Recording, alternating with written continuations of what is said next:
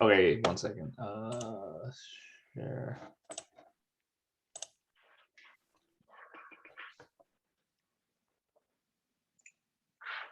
Yeah, can you guys see this? Yeah. Okay. All right, so this is the minimal stuff. So the first two columns here, I think describes the problem, and the last thing kind of describes the proposed solution using resolutions, but I'm not sure what it means conceptually. So on the left, we have our basic definition here that you have two commodities and some kind of way of transforming from one to the other, right? Some way of going from one to the other. And our question is, okay, we said that there's this thing called a use set for every commodity. And if every commodity has something, then you can say, okay, well, maybe it's a functor, right?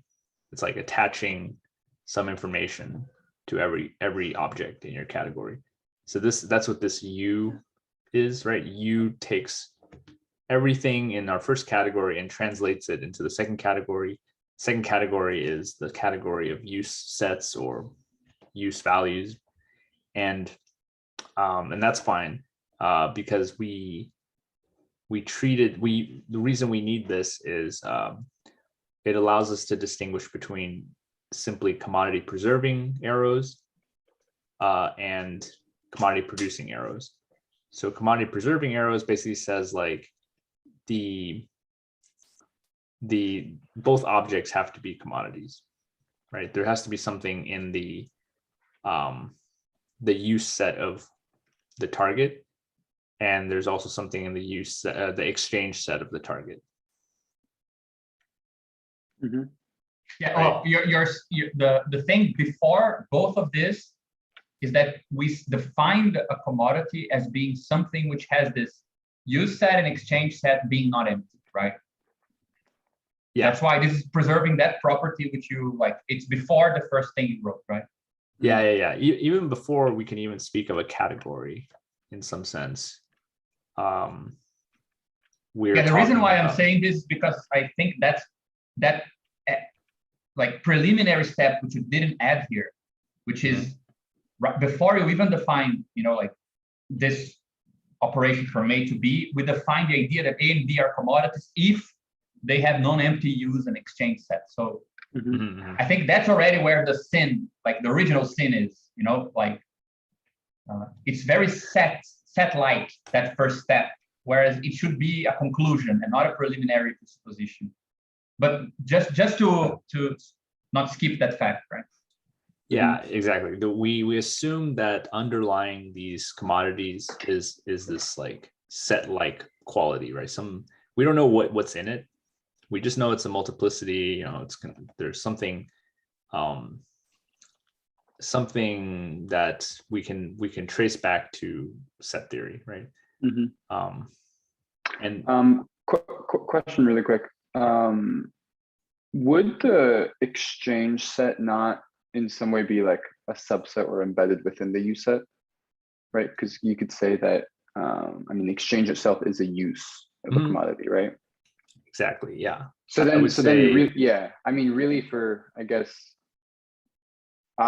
then it's either exchangeable or if it has use. I was just saying because if exchange is always a subset of use, you don't necessarily need both. Yeah, but the thing is, like in the primer, the way we defined like the exchange set, we were very explicit. Is the set of it's a list of all the other commodities a commodity exchange for. So the content of the exchange set is not its own use set, it's the use set of other commodities. Right? So the exchange set of a shoe does not contain that shoe, or does not only contain that shoe, it contains everything else you can exchange it for. Right? So to have a non-empty exchange set means to be exchangeable with something. Right. I think that's why, I think BE is it's not a direct subset of BU, but it is like in one-to-one with some things in BU, right? Yeah. So that's, you see, like that preliminary definition of the exchange set, I think it's already like in the actual development of the primer, it's not mobilized anywhere as such, like in this set-like quality. So it's something that was very explicitly defined, but it's kind of forgotten as we go.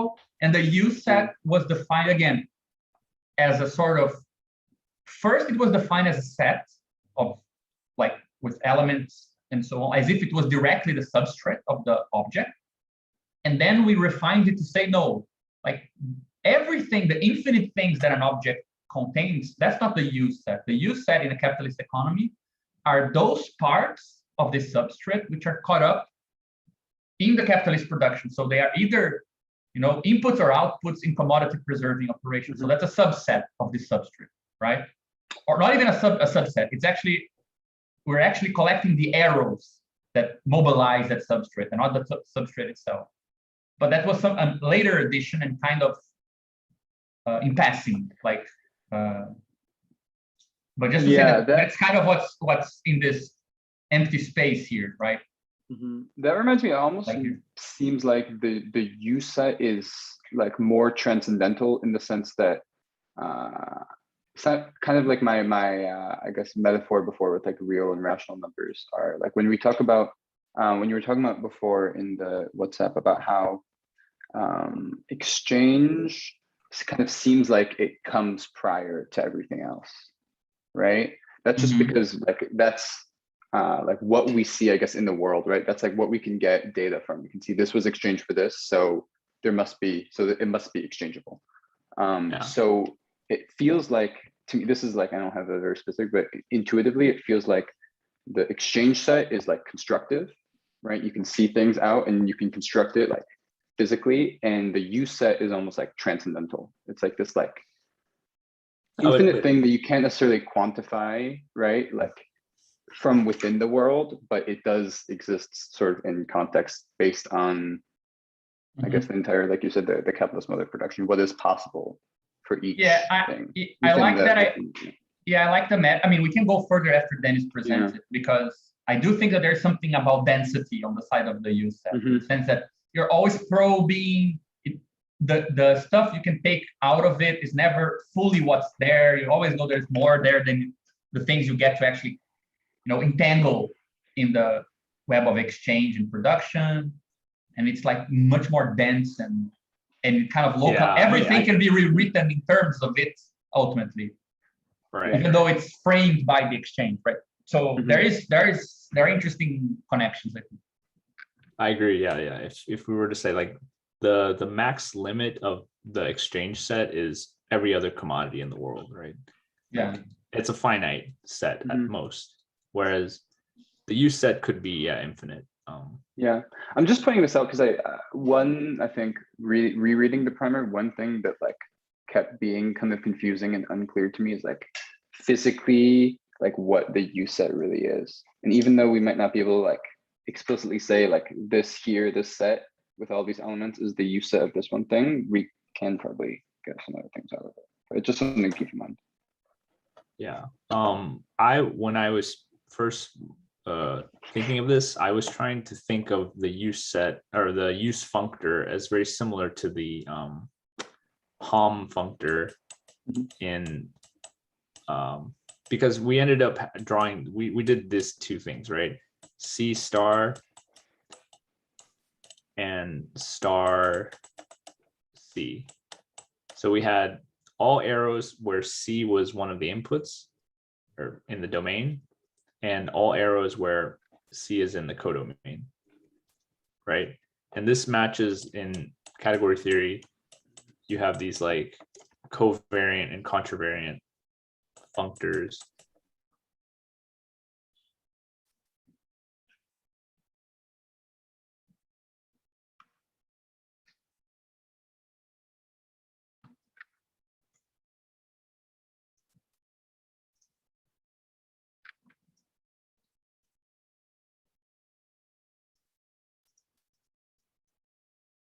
Shit.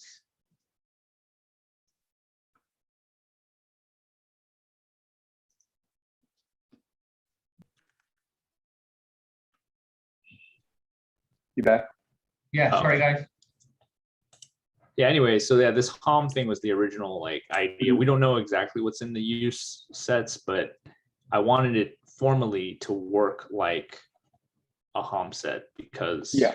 it would lend itself to like our understanding of sheaves and so on later, or at least pre-sheaves, right? Because the Hom functor is I think a pre-sheave. Yeah, the use set, it should be like the Hom C blank, right? It's Exactly. the things that you can do with C.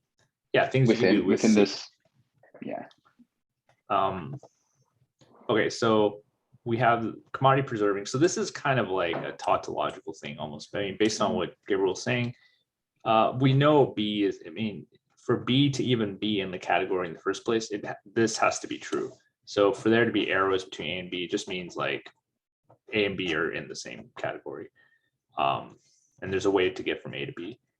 But commodity producing is when we first add in a new idea. We say, okay, there's some uses in A that are not in B, or vice versa. Like they're not the same, meaning you produce something from the starting point.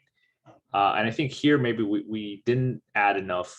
There needs to be more rules, because even in exchange, the elements of the second thing of the exchange, sorry, when you exchange A for B, the elements in the use set of B are different from the use set of A. So this would be true of in exchange as well.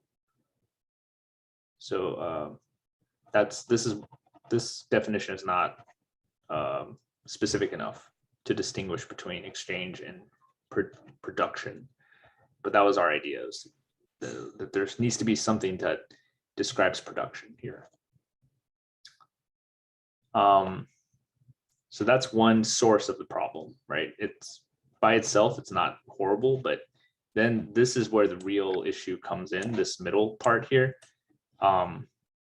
We say in section 3 that to say that A is exchangeable with B means that there's a pair of arrows, F and F minus, such that, you know, composing F with F minus gets us back to the starting thing. And this is like saying I exchanged my thing for something else, but then that means that somebody else was able to exchange B for A. So hypothetically, you could do the same thing again and get back to where you started, right? Exchangeability and isomorphism kind of mean the same thing in the category. Well, I think don't you have to be specific when you say isomorphism, because it's isomorphism within which category, right? So two things are isomorphic in terms of their exchange, like within, I guess, like some like market category type thing, right? But things being isomorphic in production is very different. It's not just whether they can be exchanged, it's whether they can be used in the same productive capacity, right? And not make exactly. And that's where it's contradictory, because if U is a functor, then U preserves isomorphism. So if you're an isomorphism in the domain of this functor U, then wherever U takes you, you will also be an isomorphism. But exactly, like as you said, the market, if this top blue diagram is the market, going to the factory or the production site, A and B are definitely not isomorphic, right? A book and a shoe or whatever, they can't be used in production.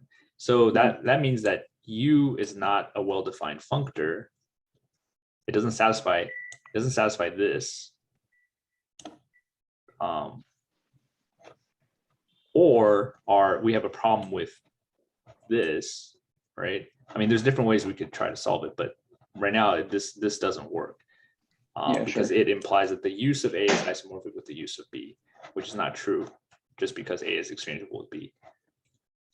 Which is actually the opposite, which is the conceptually kind of common sense, right? You wouldn't exchange A with B if they had the same use to begin with. So exactly. Okay, so then one solution proposed, I think Gabriel proposed it, was using resolution.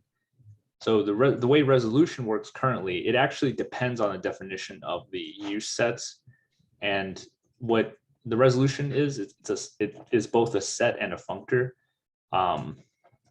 We actually write it differently. If it's the set, it's the triangle. If it's the functor, we use like a stylized C with a triangle. But this is the functor version. But in this case, we don't need to care about this. And this set, in the set form, the resolution takes elements from use sets. So think of it as a box. You can put any uses of a thing into this box. And whenever you put things into this box that are shared by two commodities, that means those two commodities are indistinguishable when you apply the functor, right? So, I don't know, rope and vines. I don't know, or you can use a rope or you can use vines to tie something together, right?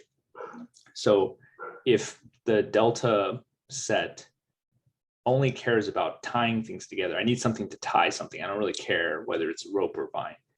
Then we allow you to take the original category of commodities and transform it into one where ropes and vines become isomorphic. Right, that's actually captured in this part here. So that would be they're the isomorphic in the category as uses. As uses, yeah, uses. So this we have a mechanism to make things isomorphic in uses, and we added this isomorphism with exchanges, right? So the proposal is to somehow include into the use sets the definition of exchangeability, such that we're basically saying when two things are exchangeable, that's already because there's a resolution that made it that way, if that makes sense, right? Like, it's not like two things are absolutely exchangeable. It's that we applied the resolution functor such that these two things look the same. But I'm not sure if that fixes all the problems.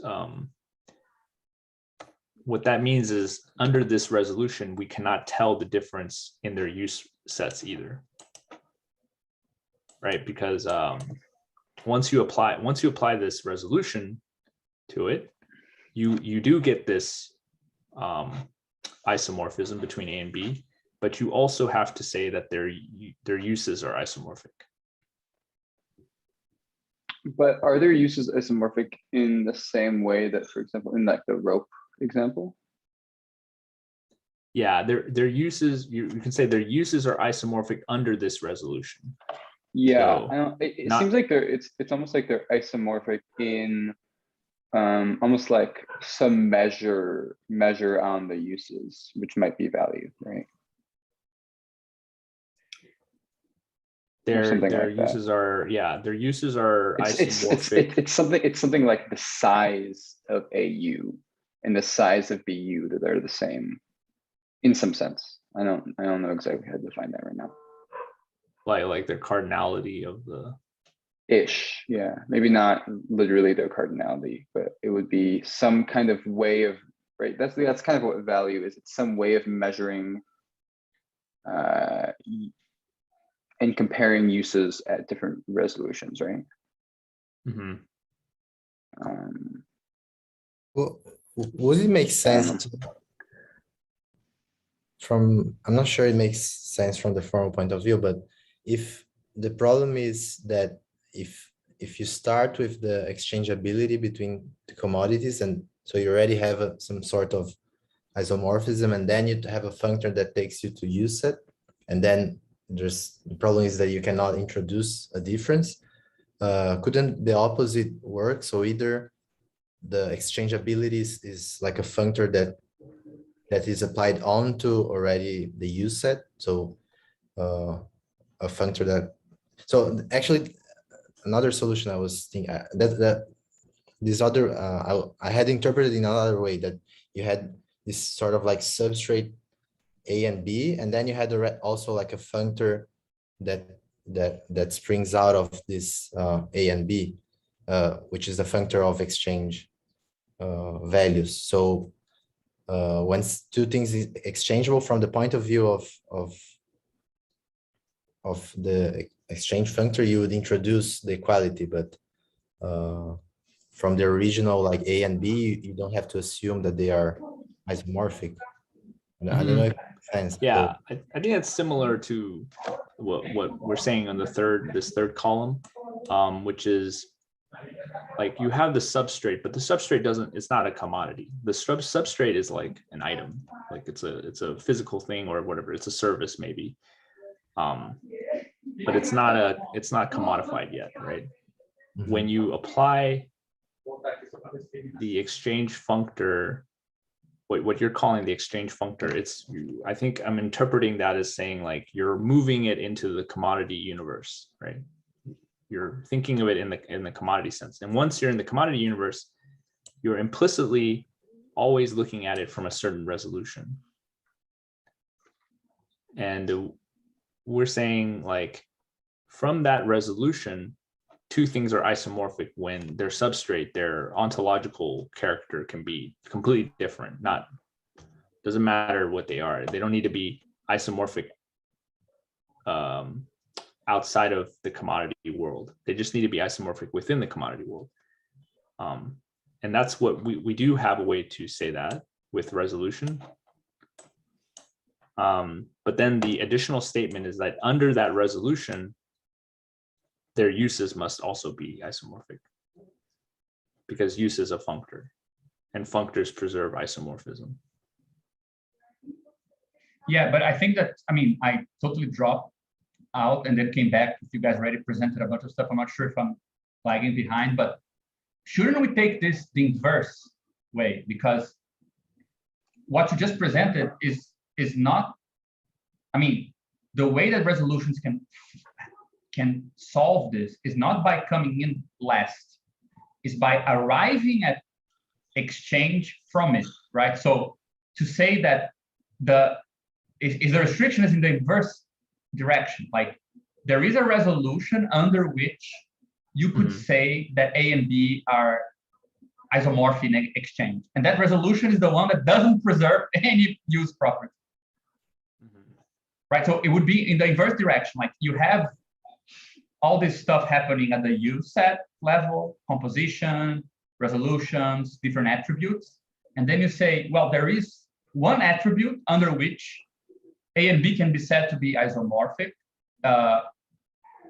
even though at all other resolutions, that's probably not the case, or most resolutions, that's not the case, except under very specific restrictions. Like, as we always say, like cedarwood and pinewood are like they are isomorphic in terms of use for a specific process, right? But under those specifications, generally use sets are not isomorphic.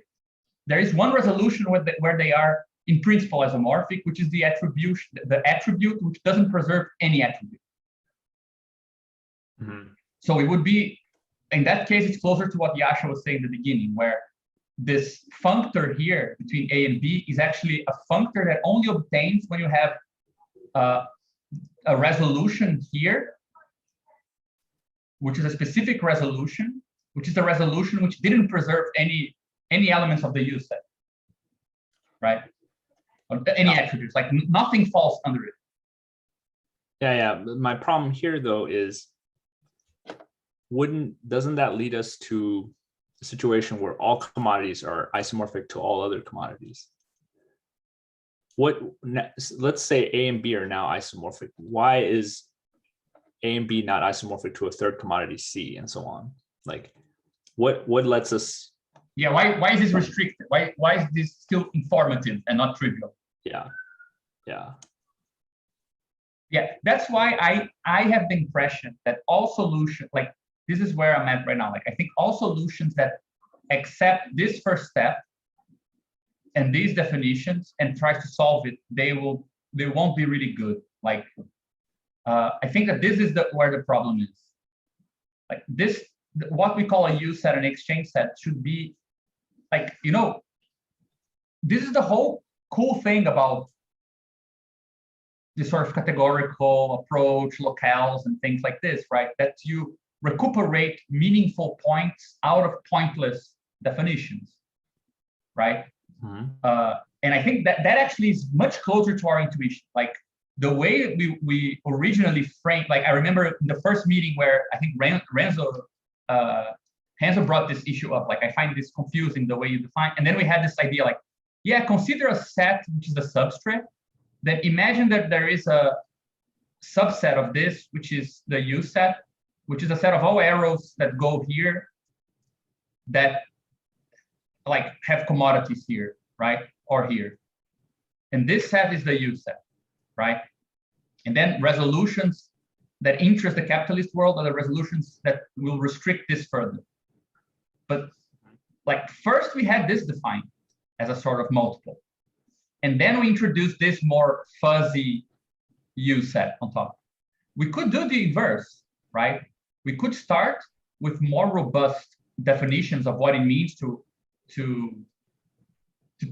have maps from commodities to commodities, and just call these objects commodities. We don't know much about them yet, and then derive, you know, under which conditions can we say that some X that belongs to A is said to be part of the use set of A, right? Sorry, part, right? So to approach the set definition of use from the definition of parts entangled in some use of the commodity, and then says the set of all commodity preserving uses, that's what we call the use set. But then we need to invert the order of reasons that we did. Start with something set-like, and then try to build on top of it, because that seems to be, that's my impression. That first step is where I think we already went a bit wrong. That's why. So you're saying we should start with uses more fundamentally, right? Like I don't know if I'm interpreting this correctly, but it seems like this functor almost should, in the middle, almost should go in the opposite direction.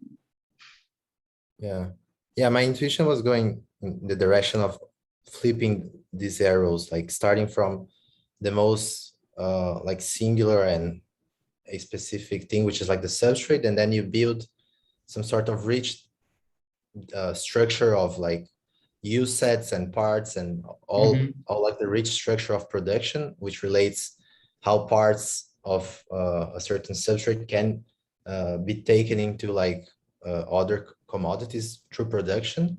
And then exchangeability is sort of like the really like it has to forget a lot of this structure and only find like a small subset of arrows which preserve value. So it's like it's the most like coarser. At the same time, like it's coarse because it will eliminate a lot of the production edges and just leave out like these arrows that make commodities exchangeable. So this isomorphism that loses a lot of difference is the last thing that comes, right? Yeah. Which is value, most abstract thing. So the order seems to like spring from substrate to use and production, and finally to at least this, and finally to exchange. Yeah, the thing that I think gets in the way of that, Renzo, is the thing that Dennis asked. Like, if you start with this delta resolutions of A and B, and then you say that there is some sort of move where under a specific resolution for these two things, you then say that you only preserve their exchange kind of quality. The problem is that it's very hard to at the same time lose all that information and not make this trivial. Why would only some commodities be exchanged at this forgetful level that didn't preserve any use information, right? That's why just like I know. Well, are they are they not preserving any use though? Aren't they just preserving like a minimal sort of use, right? Yeah, They're correct. only preserving a use in like the exchange value. Yeah, but I mean, I think that the thing that we risk happening there is that it's not true that looking at the use of two commodities, we can establish if they're exchangeable or not, right? Like there's nothing like, yeah, the use of the shoe has something to do with the use of the cigarettes. That's why they are exchangeable. Mhm. It's actually the fact that the use value of one is inside the exchange set of the other. And that's kind of arbitrary at first, before you have like a consistent space, right? So for example, there is a property that I mentioned yesterday that I think might be helpful, because in my head, the archetype of what we're talking about still is the distinction between atomic logic and relations in Badiou sense, like the sort of conservation and, you know, what we talk about when we talk about exchange. If you forget, like if you make the epistemological bracketing of the fact that when we talk about exchange, it seems like it's all about things exchanging hands. But that's not really what exchange is about. That's what property alienation is about. Property alienation comes from the dimension of rights. I have something that means you don't have. But exchangeability in exchange is not really like immanently, it's not about that. Right? That's why in a chapter on the metamorphosis of the commodity, that as Marx calls it, he talks about the fact that like what truly makes the market look like it's moving, it's not that things are changing hands so much as things are leaving the market, because once they change hands, they're consumed. So the immanent appearance of movement between commodities is actually consumption. You know, it's not like if you abstract from human agents and look just at commodities, it's kind of like a Galilean relativity. You can't really tell if they're always moving and changing hands or if they're static, because it's equivalent by equivalent. And at the level of a sensor that only sees, you know, commodities, that doesn't make any difference. But they will be consumed in different projects or production structures depending on where they live. So I don't think so. If you remove that issue, you don't need to go as far in the definition of exchange as to show that they changed hands. That's not really the core. The core is that if they were exchanged, their use sets still exist.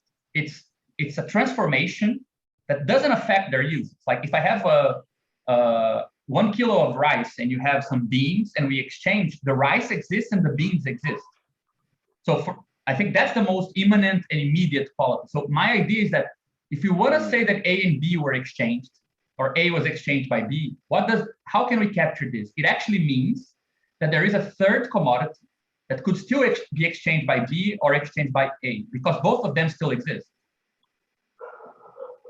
Yeah. Here we're running into the way mathematics treats transformation as if I have a number 2 and I have a function that squares everything, right? And it turns it into a 4.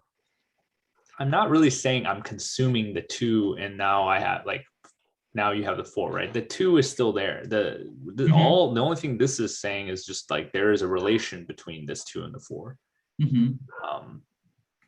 But when we talk about transforming commodities, we are there's this temptation to say like commodities are becoming something.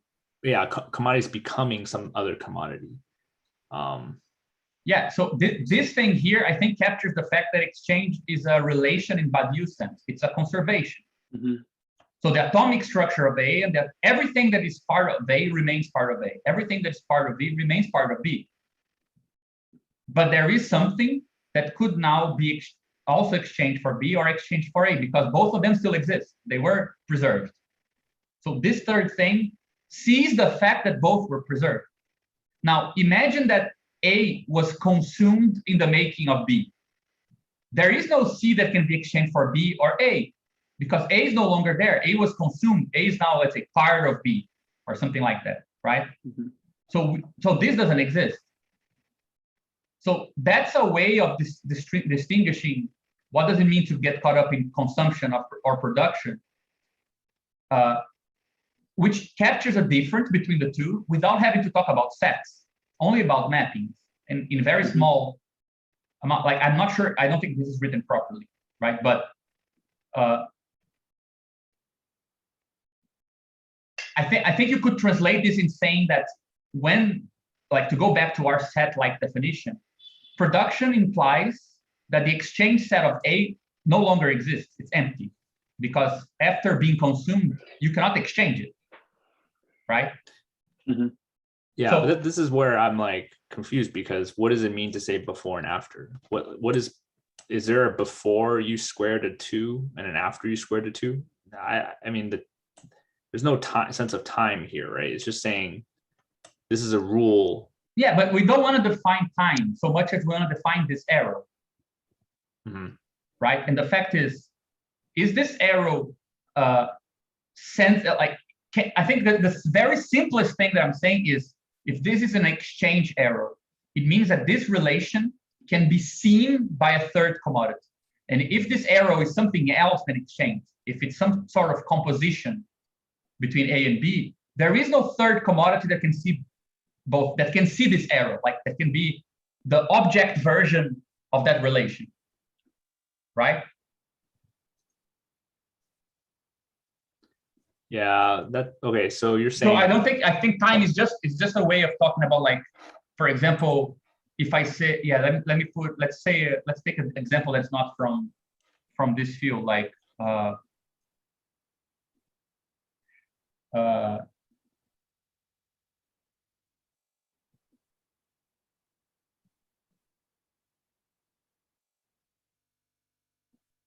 yeah, I'm trying to think of an example, like,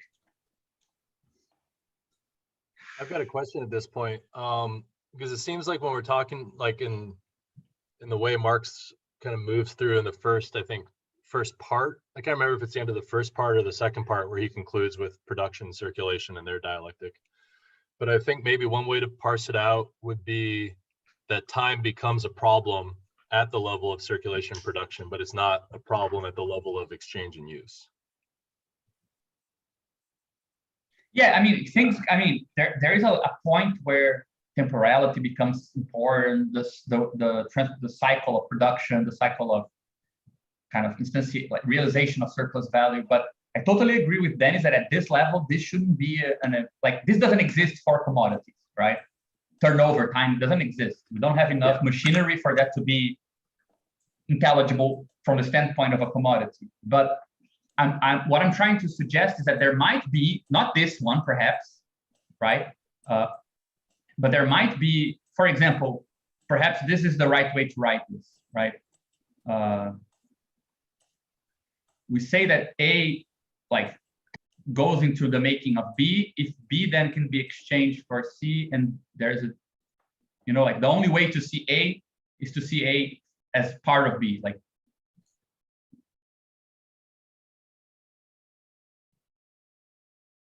right, like something like this.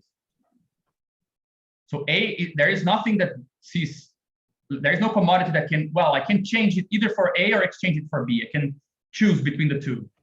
I can only, to choose A means to choose B, because A is now part of B. Whereas if there was just an exchange, I can still choose to exchange C for A or for B.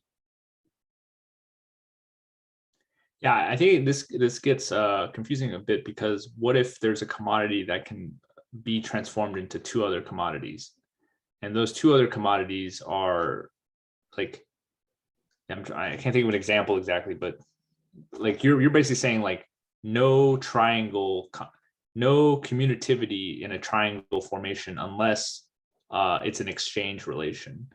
And I'm thinking, what if there's like a production relation that is a triangle as well? But all these arrows here are all the same, right? I'm not saying that this production will never fall into some commutative stuff. I'm just saying that oh, you're saying all these are isomorphic. A, B, and C are all isomorphic here. yeah, I'm trying to suggest that perhaps perhaps there's a way to arrive at a distinction of exchange and consumption of a commodity only in terms of maps at the level that we are. Because at the level, I mean, basically what I'm trying to say is that at this level, what do we have? We don't even have the notion of substrate, because we added those three things: a substrate, a use set, and an exchange set first. Mhm. Then at the second level, we added the idea of these mappings, right? And then we restricted it using this prior definition. So 1 + 2 gave us like, wow, these are commodity preserving, commodity producing, and so on. And I'm saying that we should avoid this. Take this second point to be our starting point.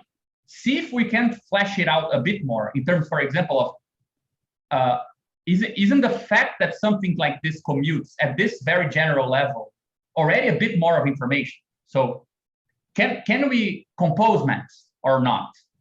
Perhaps that distinction is already more information, and it allows us to then arrive at a distinction between what falls in use and what falls in exchange. So I'm just saying, let's stick with this a bit more, see if we can find a property just in terms of the paths that composition allows us to take with commodities. Perhaps it's something a bit more sophisticated than what I'm saying, but perhaps just insist on that a bit and see if, for example, we won't find two different diagrams that are different, but one captures a bit more of what concerns exchange, and the other captures a bit more what concerns consumption. For example, wouldn't it be the case that another idea that production isn't it almost like, doesn't it guarantee that you usually have two things becoming another? Can you have production of only one object going to the other? I mean, with our definition of commodities, yes, because we can just call this a bundle, right? Yeah, that's what we did. We combined them using either product, co-product, or more generally like yeah. So monoid thing. Yeah. So for example, the product and co-product thing. I remember you added a condition saying, look, you only get to slice commodities back into their, like a bundle into their parts, if they are not caught up in production, like they're not composed in any intrinsic way, they're just extrinsically tied together, right? Mm-hmm. Like that kind of, that idea that not all arrangements of commodities allows you to bundle them, then unbundle. When you produce, you bundle, but you cannot unbundle. Right. But that's a distinction that might be prior to the distinction between use and exchange. Yeah, I see what you're saying. Like a purely categorical definition in terms of maps. Yeah. Is more ideal than saying like, oh, we have these sets and we define things by sets. You know? Because you see, like my impression is that what we want is to actually arrive at this set, like to have a filter out to set, saying that you can treat those parts that preserve those mappings, the parts of those objects that preserve those mappings, they can be treated as a set. And that mapping into set is what we call the use set, or what we call the exchange set, right? Yeah. What you're saying right now, Gabriel, is also resonating with what I've been reading in linear logic, because one of the interesting things there is the modal operator, which lets you suspend treating your premises as resources which are exhausted when you and that seems like something very much like exchange right here, whereas like production is the kind of default semantics and syntax of linear logic, and then you can kind of like deactivate that. It also goes with the fact that they've got 4 instead of 2 operators, and the idea of starting with kind of like the bundling and the composing maps is where they start. And they start with what I think would be interesting to be a look at, because in 2.3 or 4 you guys talk about 2.3 you talk about products and co-products, and in linear logic you have both a disjunction and a conjunction for each one of those, for a product and a co-product. And so that might give us some more like suppleness in trying to actually like describe these relations. for these connections.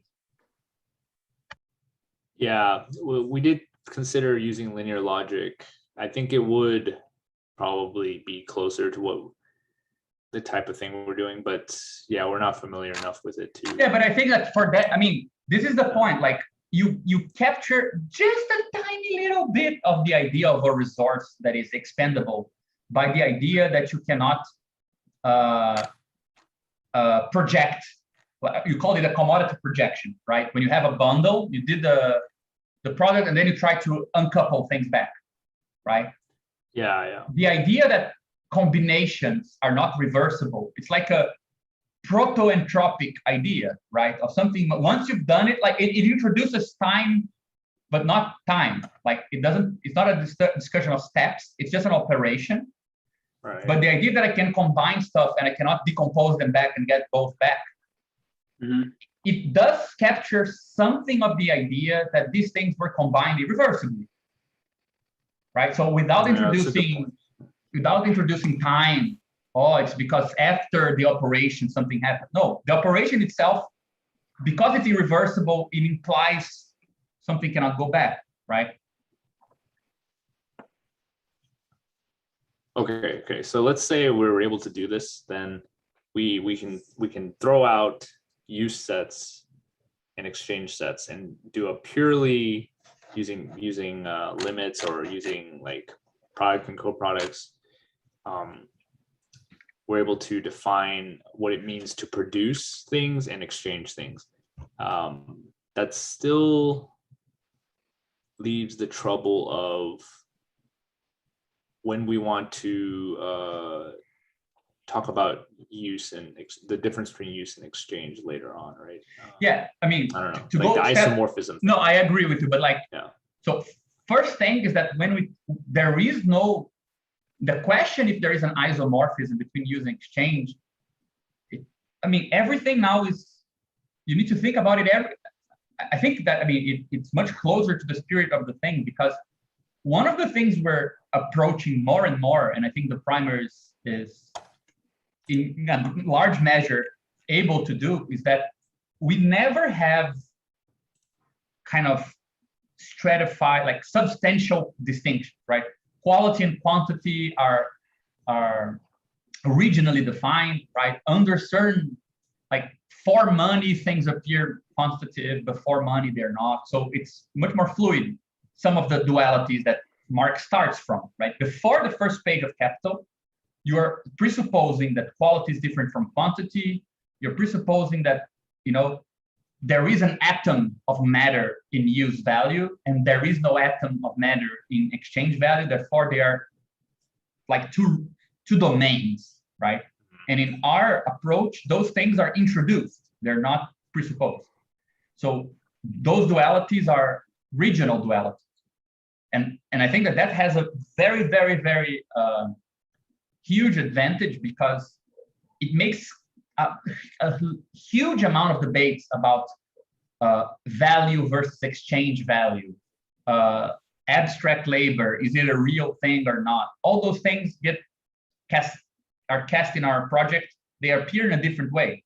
So I think that we should always strive towards that, right? And I think that this idea of somehow use and exchange are actually different restrictions, right, in the constrained space of commodities. If you constrain your transformations in some way, what's left is exchange, right? If I tell everyone who's holding commodities in their hand, guys, the only things you're allowed to do right now is to do things with your commodities that don't change their use. You know, pretty much what's left in a certain level, right, is exchange. You can say, oh, but you need to know what it means to use to enforce that rule, right? So perhaps we could, if this approach is correct, the one we just mentioned, it would be something like, don't do anything with your commodity which would compromise it being exchanged with someone else later, right? So you can combine it bundle it, but it must be a trivial bundle, because you need to be able to remove it from there and still exchange it with a third, something like that. and or the inverse, like to restrict it in such a way that guys now only combine your commodities in such a way that they're not around to be exchanged afterwards. You either destroy them, consume them, or produce them. So you have like, okay, I'm being very simplistic, but just so you see, like we're talking about framing a constraint that the output of that constraint is either use or exchange. That's what we're looking for, right? And then I think what we want to say is there is a mapping of these transformations to set. So we're introducing like a pointy element-like approach to this, which is attaching each one of those kind of allowed transformations to a set, to an element of a set. And we're saying, well, that's the set of use, that's the set of exchange, right? So they are coming at the end, not coming at the beginning. We still can bring in use sets and exchange sets. We just want to make them appear at the end. And because we have a category first and we restricted its mappings to get the use and to get the exchange, it's not true that the only way to relate the two is directly by a functor, which I think is the problem. Like if they are the initial terms, use and exchange set, then well, the only thing I can do is to relate them. And then I need to say, okay, but what property is preserved from one to the other? Mm-hmm. Whereas if I first define the restriction from C to exchange space and from C to consumption space, like I'll have a triangle where I know that there are two arrows, and the arrow that connects use and exchange is actually enriched by the other two. Right. Yes. I think that is the solution. I'm trying to think about it though. Like, so you have this bigger space, right? Where you have a big space of all the things you can do with commodities. Mm-hmm. And you want to restrict that space to some consumption space, right? Which you called consumption, right? Yeah, which can be in production or not. We don't know. That's for now. It's not the issue, right? Right. So yeah, we know that consumption whose output is still commodities. That's production. Right. So so consumption here is just, I guess, uses, not exchange. Yeah, exactly. It's the use side. Yeah. It's the use side. And then you're saying there's another way of constraining that we get to an exchange space. Yeah. And that has a given set of isomorphisms, right? Because like we said, exchange spaces can vary across. I mean, we want to say that there can be many exchange spaces, right? There's a space where. Yeah, I think space is not the right word. Like, is that the same as bargaining space, or we had a? Yeah, no, that's why I wouldn't use space. Like it's the domain of consumption transformations and domain of exchange transformations, right? But if they are all congruent, consistent, if they form a space, like that's not what we're talking about. Like it's space in the sense of it's just the morphisms restricted to those which we would call exchange, right? If they are all consistent among, that's not really, exchange morphisms and consumption morphisms, right? It's looser than spaces. Yeah, I mean, we basically did this, like we have this O thing, and then we have like C, like C star, and, or maybe it's the other way around, C comma star. We did something like this later on in the text. Yeah. So now we're saying this goes in the beginning, right? It's like, and we don't explicitly say, like, in set theoretic terms, there's something that distinguishes these from these. We try to define it more imminently, why is it that some arrows are consumption and some arrows are exchange? Yeah, we have to say, somehow show that that's an imminent definition to the category itself. Mm-hmm. And so then, but just to clarify, what's O again here? Like what are exactly the errors? Just all uses? All operations that you can do to a to a commodity. Okay, so that's contingent on, I guess, like the capitalist space or whatever, right? Like Yeah, some set of reasons and possibilities. Yeah. yeah. But it's basically, I mean, we can say like it's basically the co-limit of, or whatever, the if you add in the consumption morphisms and the exchange morphisms, you pretty much have O, right? Mm-hmm. So we're just basically like partitioning O into these two types of morphisms. Yeah. And it seems to me that, for example, the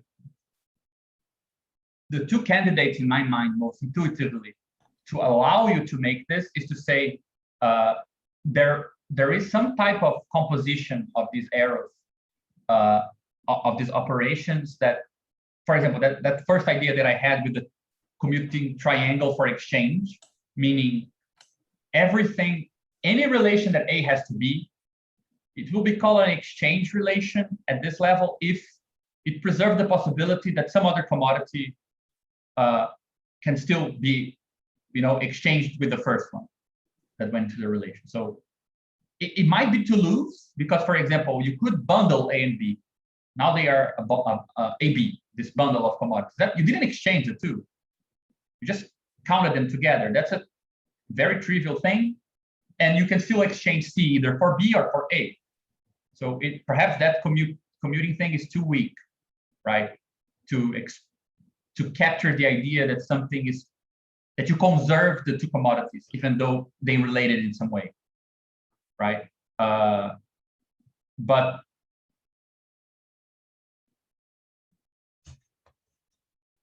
yeah, right now we say exchange morphisms, they come in pairs. They're all isomorphisms. They're all invertible, let's say. mm-hmm. That's the defining feature of exchange morphisms. But you're saying instead of, because yeah, that's where we run into the whole problem with this thing, right? Because we're interpreting isomorphism as exchangeability. But isomorphism is a more general concept than, Yeah, but there are two ways to solve this, right? Either by changing this property as a defining one, or by removing this as the way you connect, use, and exchange, right? Because if you go to the other page, like what you're doing now is like having some space here and saying that we know these two arrows to use and to exchange, right? So whatever arrow we add here, it has some information coming from these two. So it's not like totally pure, right? So if there is a arrow going from use to exchange or vice versa, whatever arrow it is, it needs to preserve this property here. Or inversely, it needs to preserve this property here, right? So I'm not sure like if this would just be a very loosely defined functor between the two. It might be something more specific. Like, yeah, that's the problem. Like if we're doing this, like I think going from X to U to E is fine. But going from X to E to U, that's where the problem is. This way is a problem. Yeah, but can it be directed to one way?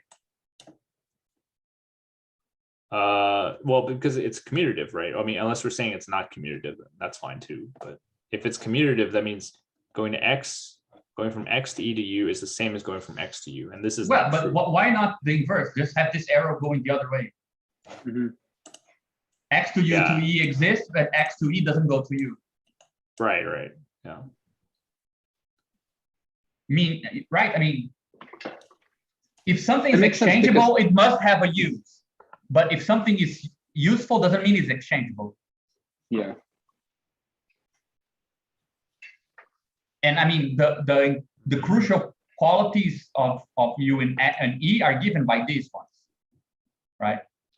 Yeah, use is a much richer space. Yeah, much richer. Is ultimately the thing that gives us information about the exchange space. Like for now, I see three possible approaches. Perhaps there are actually four so perhaps some combination of them, perhaps they're similar in more than one way, but like intuitively, I see 4 routes to define G and F.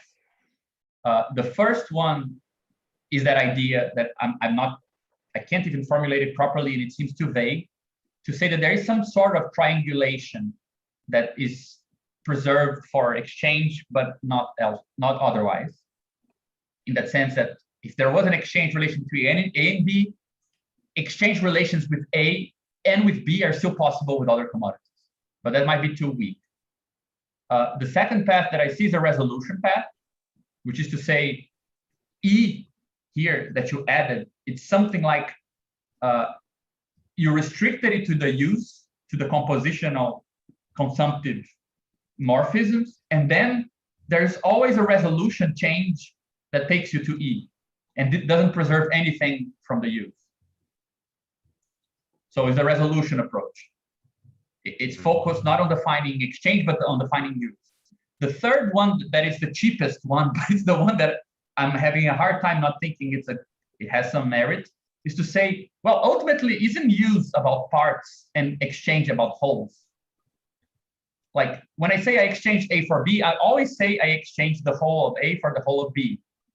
But when I'm consuming A, I'm consuming the parts of A, right?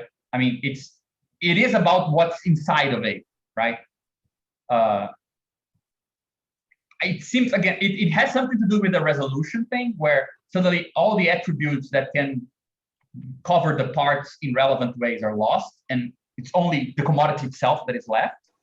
But I think it has this nice part, and the idea that, well, if you want to talk about use, you will start having to look at what a thing is composed of. And if you want to look at exchange, that's not really what's at stake. So there's something about part and whole that seems relevant there. And fourth is the product, co-product, binding things. Can they be uncoupled again once they're bound together or not? Thing, I think, which has this irreversibility thing about use that might be the relevant property as well. So those are 4 kind of intuitive candidates for purely morphic approaches to how to distinguish G and F. Isn't the one where with, never mind, I lost my train of thought. Go ahead. And I mean, isn't this kind of, isn't these 2 arrows here, they are good to think about this because, well, buy-ins, yeah, kind of. Yeah, this is the problem. I was trying to get to this, right? This is the whole point of doing this whole category thing, or one of the main points is that we wanted to transcribe the MCM Marx's formula for capital into or I guess MC C prime M prime, that whole formula for capital, we wanted to translate that into a commutative diagram. But this means that the arrows going from M to C are not any different from the arrows going from C to D. So if we go, I think the what I'm afraid of in the option 4 is that it stratifies the exchange arrows. These are exchange arrows, right? Yeah. Because you're exchanging money for commodity and exchanging D back for money, right? Buying and selling. If you stratify exchange arrows and production arrows or use arrows, you can't do this commutative thing. I mean, I don't know how to do that because this is no longer in a single category. You're saying there's a category of uses and a category of exchanges. And there's ways to go in between them. But what about this diagram in which you're exchanging and using and exchanging again, right? And that's in the definition of this phi, which is the capital, like you're increasing money from your starting money to the ending money. The definition of this phi, it requires all 3. John, D is just another commodity. Sorry, John McGinnis asked us in the chat. Oh, yeah. D is just C prime. Yeah. Yeah. D is just like the outcome of the production process. So you bought some materials and some labor, right? That goes from M to C. And then you turn that material and labor power into D, and then you sold D for M2. Now you've defined Marx's definition, right? Now you've satisfied Marx's conditions for capital, or at least industrial capital. For example, but you see, like, how about, you see, like, from these approaches, from these four approaches we mentioned, the first one would imply that if this is if this arrow is an exchange arrow, there is some other commodity here that could be exchanged for that amount of money and could be exchanged for these, right? Yeah. So you're saying I'm just saying going one by one. Yeah, a third object guarantees every exchange error. I mean, yeah. So from here to here, there's some object, and then from here to here, there's also some object. Yeah, that could do this. I traded my money for my commodity. That means I could trade this commodity for something else and then get my money back.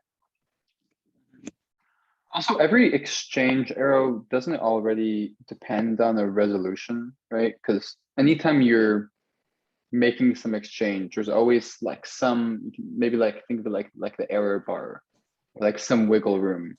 Or when you exchange one thing for another thing, whether there's like negotiation or whatever, it's never going to be, I'm exchanging for exactly something of this exact value. I'm exchanging for something that might have, like, you know, there might be some difference. Yeah, but I think that there are two arguments there. There's the discussion that the price fluctuation under accidental negotiations can vary, but in the aggregate, there is an attractor, which is value. And the logic that Marx wants to argue for is the logic of that attractor, not the logic of this error margin. I don't think that that's where the resolution comes in so much. But I agree with you. But I mean, you see, like, if just to show the merit of each approach, like if you take approach one, isn't it true that there is an object to go here? There is an object to go here, but there is no object to go here or here. That's exactly why you are producing. If there existed an object Y that I could exchange for everything that was put into production, and I could sell that object Y for the value of everything that's the output of production, I wouldn't produce. I would just buy and sell like a mercantile exchange. So it's only here and here that these triangles commute. Here and here they don't.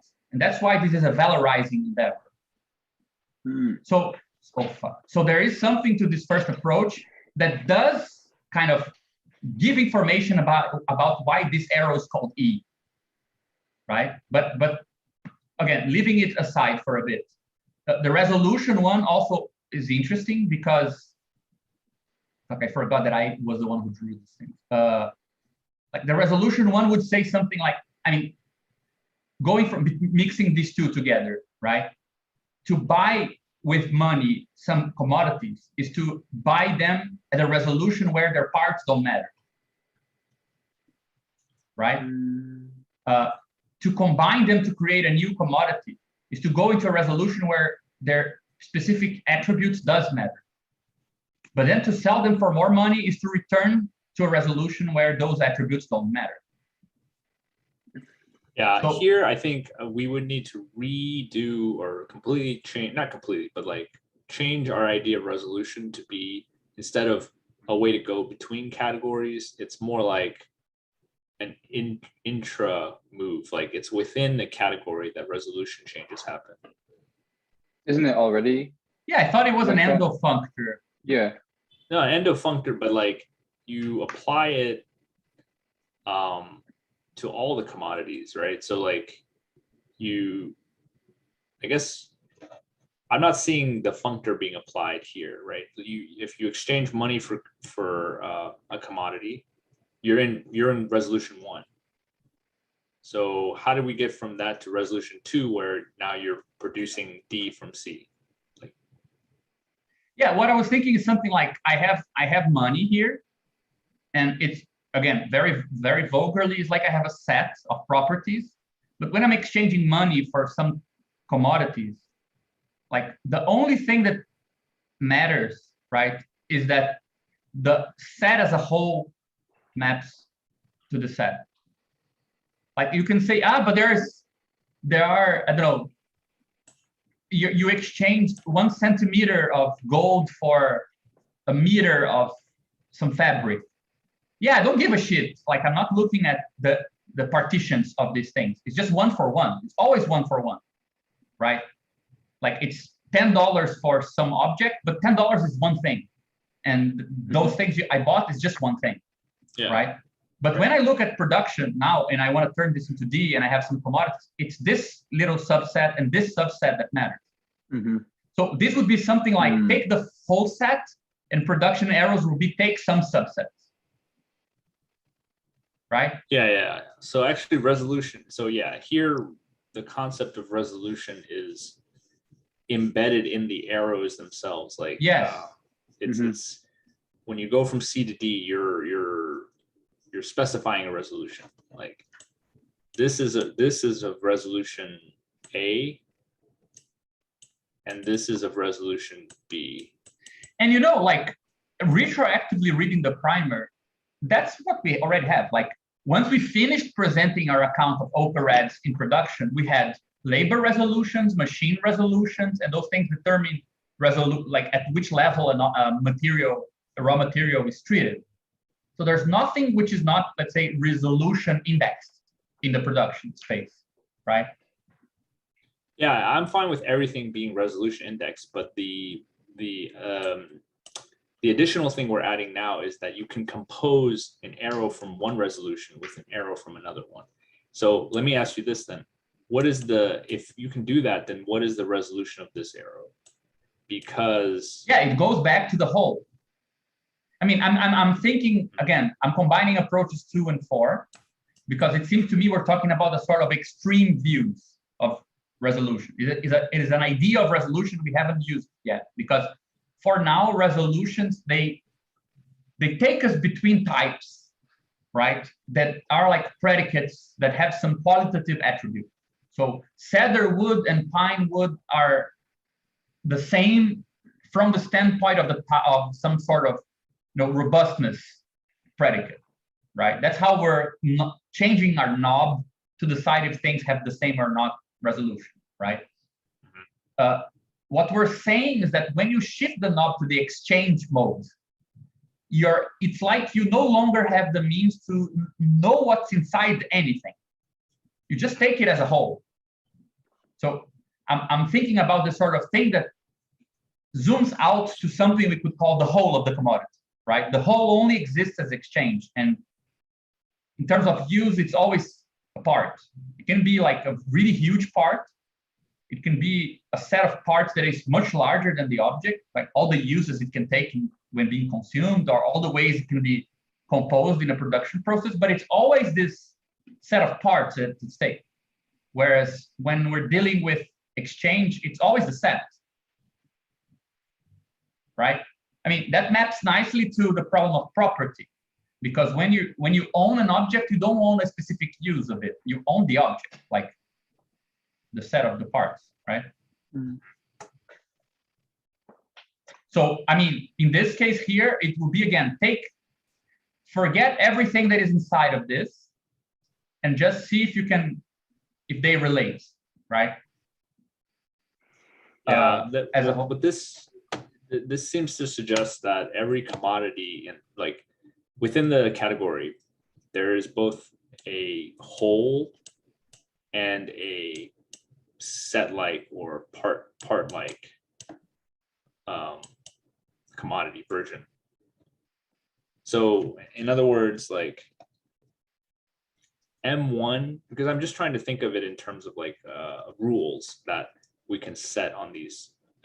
We want to encode our category to obey certain rules, right? So what you're saying, I understand conceptually that between money and C, between M1 and C, you're talking about a whole-to-whole relationship. You're not caring about the individual, right? So the way I am thinking of it is like when you exchange M with CW, that's allowed.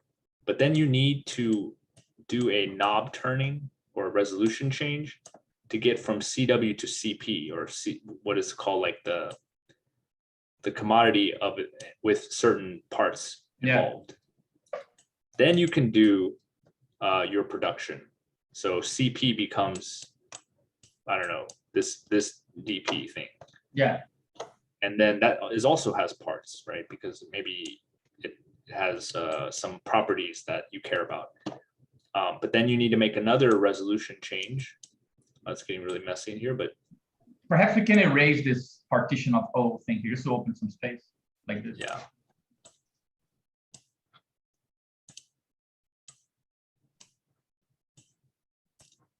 Yeah, then I mean, I also get rid of this as well.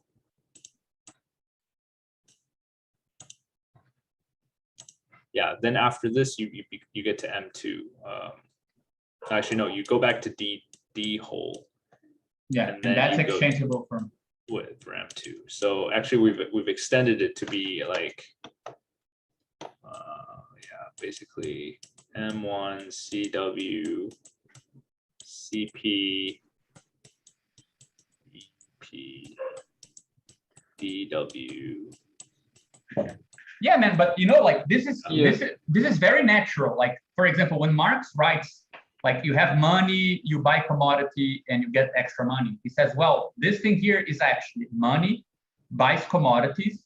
These commodities are labor power plus means of production. So these are parts. This make up a new commodity, and this is now changed for money. And this is the formula for capital. So you see, inside the formula of capital, there is a compositional moment, a decompositional moment. Mm-hmm. In Marx himself. So these extra resolution arrows are like, they're like not really material arrows, right? Nothing is really happening, but it's more the switch in perspective. It's you're looking at something either as something to be exchanged or something to be used. Yeah. And I mean, this is like, if you go to the primer, I think in point 9, when we just before we introduce that thing, we say this in 9.5. Let me just share my screen. Yeah, I'll stop sharing. We say, so the third possible, like in every case, this happens already, right? In every case, you need to kind of decompose and recompose across borders and so on. And then we get to industrial capital and say, rather than exploiting interlayer transcendental relocalization, meaning that the shift of perspectives is a shift in transcendentals, right? You saw money bought commodity. Now you reindex the commodity in a new value system because you changed countries, right? As when money is submitted to reciprocal forms of social bonds or commodities are reindexed across market boundaries, industrial capital constructs a path through compositional transformation. So it's already kind of implicit in our idea that what is going on here is that it's unpacking the black box of the objects themselves and not reindexing them in other layers, right? So going back to Dennis's question about the arrow from M1 to the produced commodity, wouldn't that in a way be like where the space of speculation comes in, where you're looking at the difference between the money you have to invest and what you want to get out of it? And because you don't have to leave the transcendental TC, you're staying within the kind of like way that parts are broken down within that kind of like pricing field or exchange space or whatever. I didn't understand. Like, you mean? Well, basically, it's like the reason it's not an arrow in a sense is because you can't actually ever make that jump. That's why it's a speculative jump. That's the speculation of all investment, right? Of saying like, yeah, I think if I put this amount of money into it and produce this object D, I'll make more money. But you can't actually get that arrow. That's why it is speculative in the first place. Like the, I guess, R in your original diagram. Yeah, you mean in the sense that since you will actually have to go through something irreversible. It's not like you can see beforehand the two things where you are and where you want to get to. Like I have this money and I want to get to that money. Yeah. Yeah, exactly. And that arrow in a way is kind of like, it's an ideological arrow within capitalism. That's what we attribute to entrepreneurs. Oh, they can see the value of things in this magical way. But actually, if you like break it down diagrammatically, you find the value for things in the exploration of the production space and stuff. You don't actually just magically see value, but it can kind of like appear almost like there should be an arrow from M1 to D, even though I don't think logically you can construct one. Yeah, and you know what's what's nice about this, like this clarifies our discussion of socially necessary labor time. Socially necessary labor time is precisely this sort of shifting the perspective on labor power in terms of money, right? Like when you try to map the parts of money to the parts of labor, you need something homomeric inside of labor, just as you have this homomeric parts in money, and that's where time appears. And Ray, also, I think another advantage of doing this is labor only sees the very middle arrow of this, right? So I think that, like, I don't know, it gets to the point that, like, for the system to maintain itself, right, labor can never see anything outside of that, or else it would see itself surplus labor, right? Yeah, I think that's a really good point.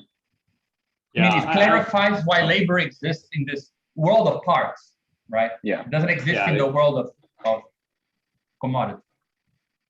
That's also where the use transcendental is like most visible at the same time.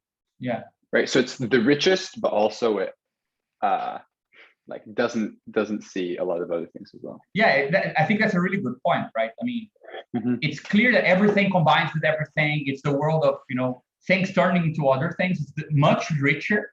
It's where, you know, wholes are decomposed into their parts, but at the same time, it doesn't get to see the logic of wholes interacting, right? And the flip side of that would be the argument that Marx makes, where for like capitalism, it appears like circulation is dominant over production, right? Because it's only looking at the level of phi, and it's kind of like obscuring. So you have like a mutual obscuring. Yeah. So, I mean, under this thing we're talking about, the relation between exchange set and use set is this very specific thing we don't know how to define yet, which is perhaps should be called resolution, but perhaps it's something that might merit, you know, a specific name. Because if we keep resolution is very general. It's just saying ways of covering sets under certain predicates, right? With some specific restrictions. We know that resolutions that actually make up parts that are called the use set are, we can even say like the consumption, the use as consumption set is the parts of a commodity that are like these arrows, these arrows here, without the necessity that the output is still a commodity, right? So if I'm eating food, I'm decomposing. It's no longer, I mean, I'm not eating a fish. I'm eating the bites of the fish, right? Taking bites out of the fish. But the composition of the fish in my body doesn't make up a commodity, only indirectly by reproducing labor force, right? Labor power. And so the use set is a set of all morphism that goes from parts of commodities to other things. And the production use set is the more restricted case where the output is also a commodity, right? So if I were eating the fish and God forbid selling excrement at the end of the production process, you know, then you could say that the digestive process is part of production. Yeah. So this is kind of like saying that we started off saying, well, okay, so we have a contradiction because at the beginning we said we are in Fuck Dennis. Shit. it's not a horrible. I'm just saying we need to account for, we wanted this clean division between commodities and substrates, right? We are in the universe of commodities, meaning everything is. Look, the substrate is no longer at stake. The substrate there's only the need to call something a substrate now when something some non-capitalistic combination of stuff comes into play. Then suddenly you realize there's more substrate than the use set. But other than that, that doesn't come into the play. Only at the level of the science do we need a substrate now. Wait, so what is this CP? It's parts. But parts defined from above to the below, right? Parts defined by the fact they are relevant to production, not parts defined by the fact they are in the substrate. Yeah, and when we're saying the use is I guess like concerned with the resolution of the parts, I think this is where potentially the behavioral mereology stuff might come in use. Yeah, right? It's looking much more behaviory and mereology than. Yes, where like the way in which you're saying that like the parts, when something you're mapping the parts of something to another thing, when you say that it is used, it's like in the sense that how those parts constrain the behavior overall, which is exactly the behavior mereology part, right? It's not that like when you use something, you're using this one part of it for like the entire thing, but it's that this one part of it participates in something that ends up with the whole use. Yeah, for example, if we go back to that dramatization I proposed, everyone has their commodities, and we say the rules of the game are only do things with the whole of the commodity. You cannot break it apart. You can either put all commodities in the hand of one person, like a bundle, or you can, combine them and send them to other people in different ways, but they will all remain because the parts need to be preserved, right? And if I say, do things with the parts of your commodities, you're going to start combining those, breaking them down, putting them back together. So that way of formalizing the constraints, right? Do things that preserve the whole, do things that mix the parts. It kind of captures exchange versus production a bit better, exchange versus consumption a bit better, right? If I say combine the parts in such a way that I can treat the things that are the end products as wholes that can be then preserved amongst each other, then I separated the productive consumption, right? Decompose these things such that the recompositions can be treated as wholes that are moving hands again, or being bundled and so on. They cannot be totally destroyed, for example. Something like that. Like it seems like it's closer, right? Yeah, I'll have to think about it. I'm worried that this arrows from part to part is actually, you're actually exiting the commodity world at that moment, because you're delving into parts that are not priceable. Yeah, but this is the whole point, right? Going back here, what is the thing that is here, right? So let's say I take a part. If this is a priceable part, right? If I'm still decomposing in terms of valuable exchangeable things, there will be a commodity here that guarantees this. It will still be exchangeable, right? And at the other side as well, I can find some part of DP that I can get some other commodity here that is exchangeable for it. I don't know. This is actually not correct because CP is smaller than C and DP is smaller than D, but you get the point, right? You could say that there is actually, there is actually an arrow from that first commodity we added to a part of itself, right? So if I give you a part here, CP, there is some other part of money here, a part of money that buys CP, right? Yeah. So all of that is fine because there's always kind of exchange relations at the level of a monetary consistent exchange space. And that's same valid here. There is some part of M2P, a part of it, that it can price a part of D. So these are priceable parts. And we know, because of the distinction we made between means of production and labor power, that if I have means of production and it's valued at some amount of dollars, right? The set of all parts of MP cannot be more valuable than MP, right? Yeah. But for LP, that's not the case. The set of parts of LP is actually can be more valuable than LP itself, right?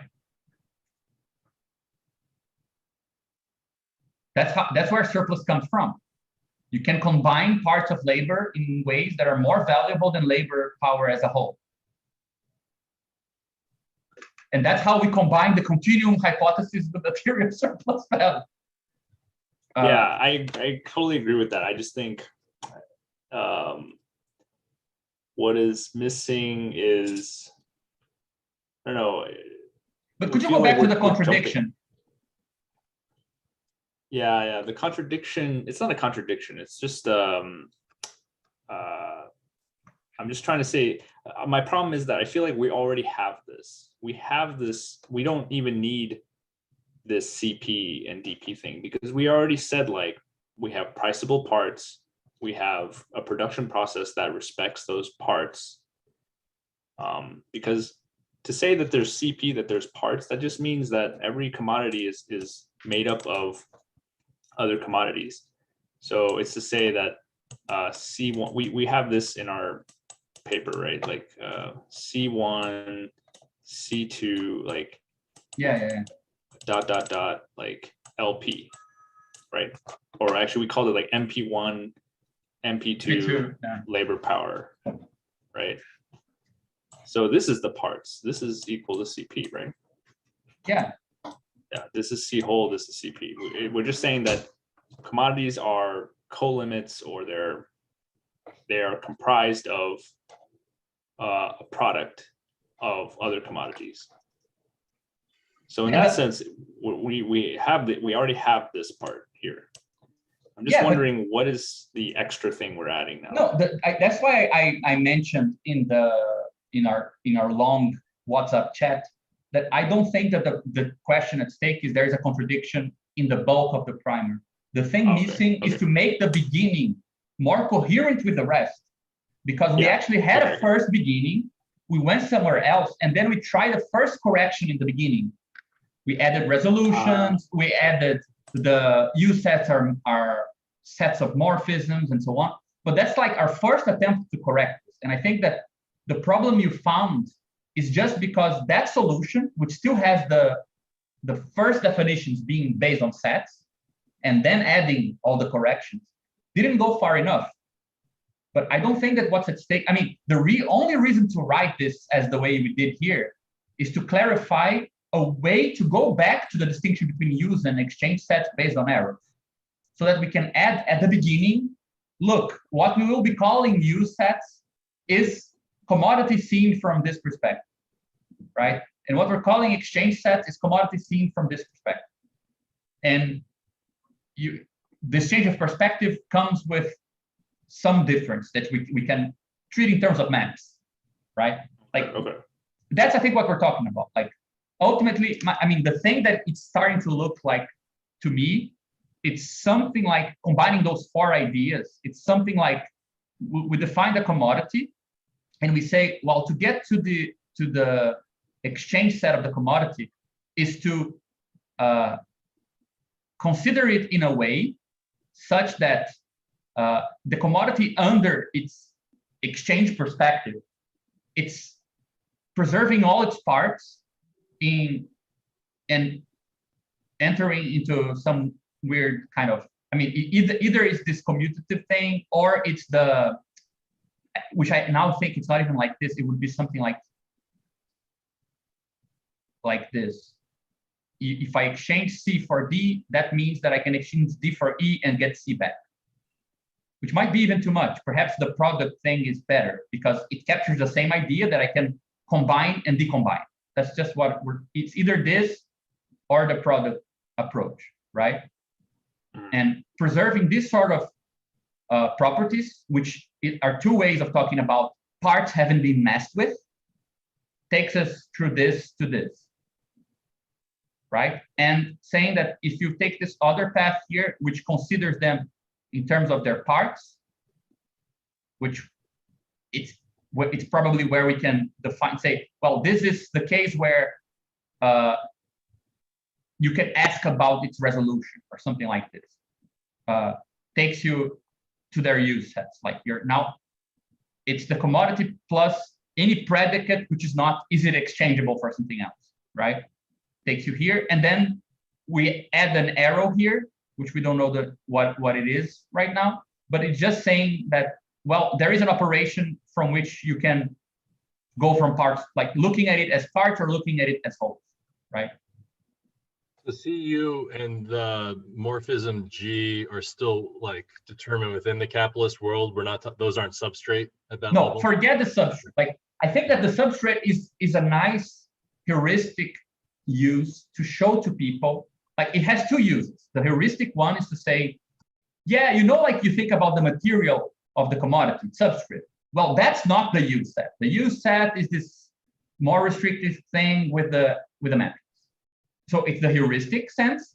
And then it's useful when we want to talk, for example, about cooperation, invention, technological change, where, you had the use set with some resolutions. Well, there might be objects, either, for example, in the case of labor power, that explore what's beyond commodity preserving resolutions, and therefore beyond the use set that fits into the capitalist world. But then you're moving from LP, U, to S, not the other way around, which is how Badiou does it in Logics of World, right? In Logics of Worlds, you only get to talk about the multiple substrate, which is not already logically codified into a world when you get to the sites. And then the question is, what else can that material substrate help to structure, right? Which didn't exist in the situation and so on. So my impression is that all that we've been doing is rethinking what we already did, just to clarify if there are properties in the later parts of the primer, which we can use to define the first section, the section 2, right? And it seems to me that this distinction between part and whole, perhaps captured by resolution, perhaps treated separately, that's kind of the thing that we're looking for to distinguish G and F, and then to see how we can define this E, but it won't be just a functor in such a way that isomorphisms in exchange must carry for use. It will be something else.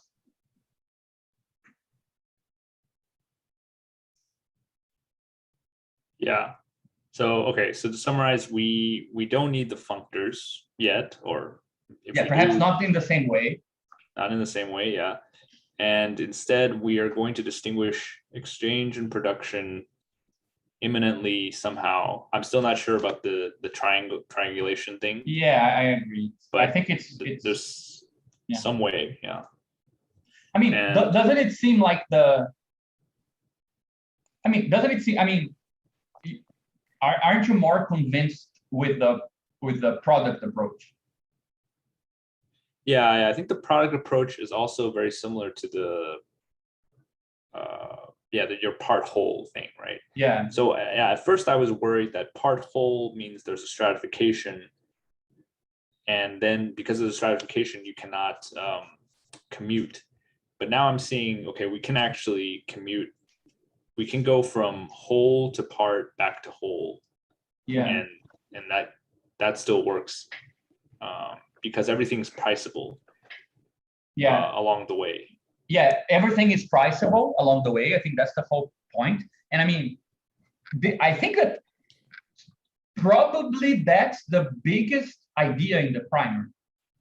honestly, that you can account for the theory of surplus value in terms of relations between parts and wholes, because that's what we do ultimately. Like we gave a compositional theory of surplus, right? Because we define the logical space as moving from wholes to parts, only to priceable parts, and we said that not all parts of labor are priced, even though labor is priced. Yeah. Right. And we define the productive space as the experimental site where capitalism tries to price more parts of labor. That's our original. That's our original theory of exploitation. Right, because in the end, it's all about the principle of parting, like a partitioning, right? we are. It's a party theory. Nobody can tell us we don't use the party form. Yeah, it all comes back to the party, because the labor power is partitioned according to time, according to hours, let's say. And this mechanism of partitioning leaves something out, right? Yeah, that's the. It goes to the real versus rational thing that Yasha was talking about, right? Yeah. I mean, labor is a very dense commodity, right? You can slice it up, but you can always slice it in a finer way and kind of index it back to something that was rational, right? There's something a bit more real near that vicinity, and you can exploit it and try to add it back, right? Where on the other hand, right, the arrow from M1 to CW, there's only a certain amount of things that you can buy with M1 amount of money. It's much more restricted than what you can do with CP. Yeah, exactly. So is the arrow from CP to DP, is that the site? Is that where we position the site in this process? Yeah. Okay.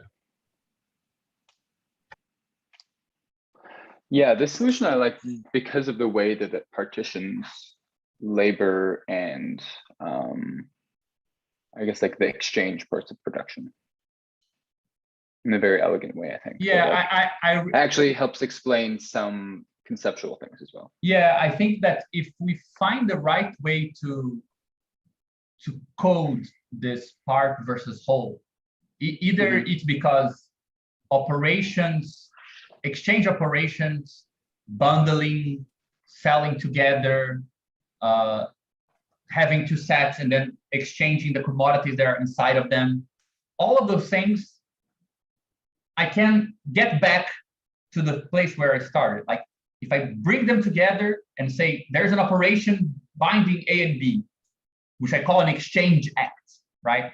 Well, if it's an exchange act, it means I can unbind them at some point, right? I can inverse it and I will get A and B separately again, right? And that seems to capture something close to preserving the whole. Whereas, yeah, well, I mean, the only thing the exchange that changes is who owns what, like on some formal level, right? All of the commodities are the same. Yeah. On the level of the whole, at least. Yeah, and I mean, it's also interesting because everything, if the world was just circulation, that's pretty much what you would see. I mean, is it totally lacking dynamic? No, because it can be the case that it accumulates in one place. Like all the money is bundled in some place, all commodities are bundled in another, or something like there is an immanent operation. This bundling is something that can happen, and versions of that, right? I had a bundle with ABC, and another had D and E, and now I have a bundle with AB and the other with DC E. I don't know which ones I started with, right? You can say that that's a way of talking about commodities changing hands more immanently, because they make up bundles that are different, right? Without having to talk about alienation, property rights, and things like this, which are a bit extrinsic at this point. Whereas if these bundles, things are now properly being combined, then it doesn't even gives the example, like if I mixed water and salt, I cannot unmix them and exchange the salt and the water separately. They were composed together, right? They weren't simply bundled, right? So I think it does capture that distinction nicely.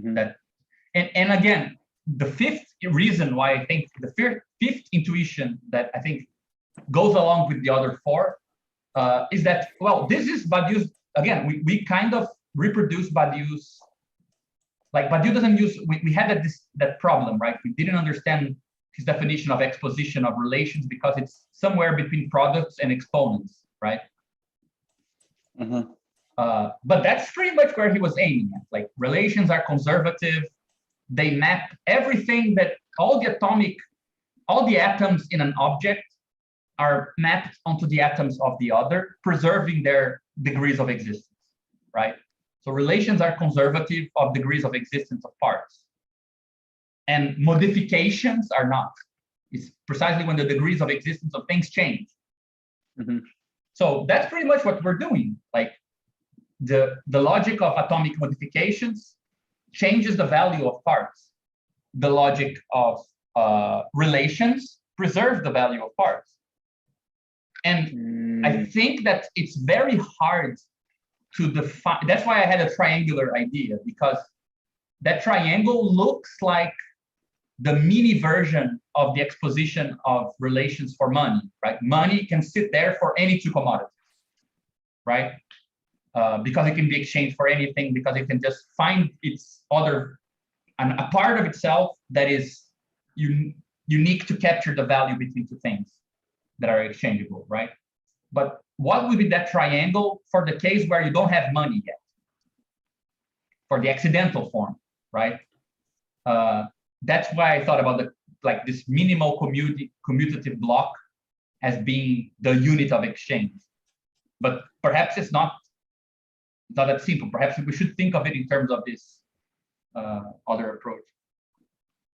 Yeah, I think it has to do with the predicate thing of Marx, right? Like commodity A is the value of commodity B.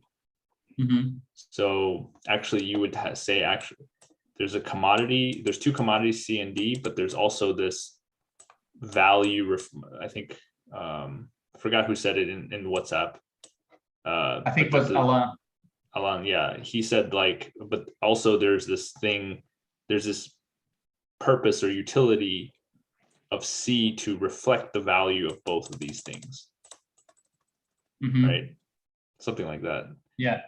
Here, so C and D are just normal commodities, but CV would be like the capacity for C to represent the value of D. But then again, you have this problem in Marx where when C serves as the value of D, it cannot serve as the value of itself. So yeah. CV doesn't see C itself. C itself, right? It sees the value of D, which then. Yeah, but you see, like again, it makes sense because like we always treated exchange as a directed relation and not a reciprocal thing, right? Like since the beginning, we read Marx's statement when he says, yeah, when we're dealing with like the simplest form of exchange is like this. We made a bunch of corrections, right? We said first, this is not quantity and quality. We don't know. So this is just A and this is just B. And then we said, yeah, but you're using equality in two senses at the same time.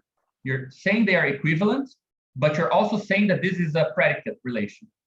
So we substituted it for an arrow because it's a direct relation. So we never conceived exchange as already being both ways, right? But we only started treating it as this arrow as having more arrows composing with it when we start talking about more exchanges, like, but then B can be exchanged with C and A can be exchanged with C as well. But perhaps in the very minimal definition of this arrow, it already implies more arrows than one, like what you're saying here, right?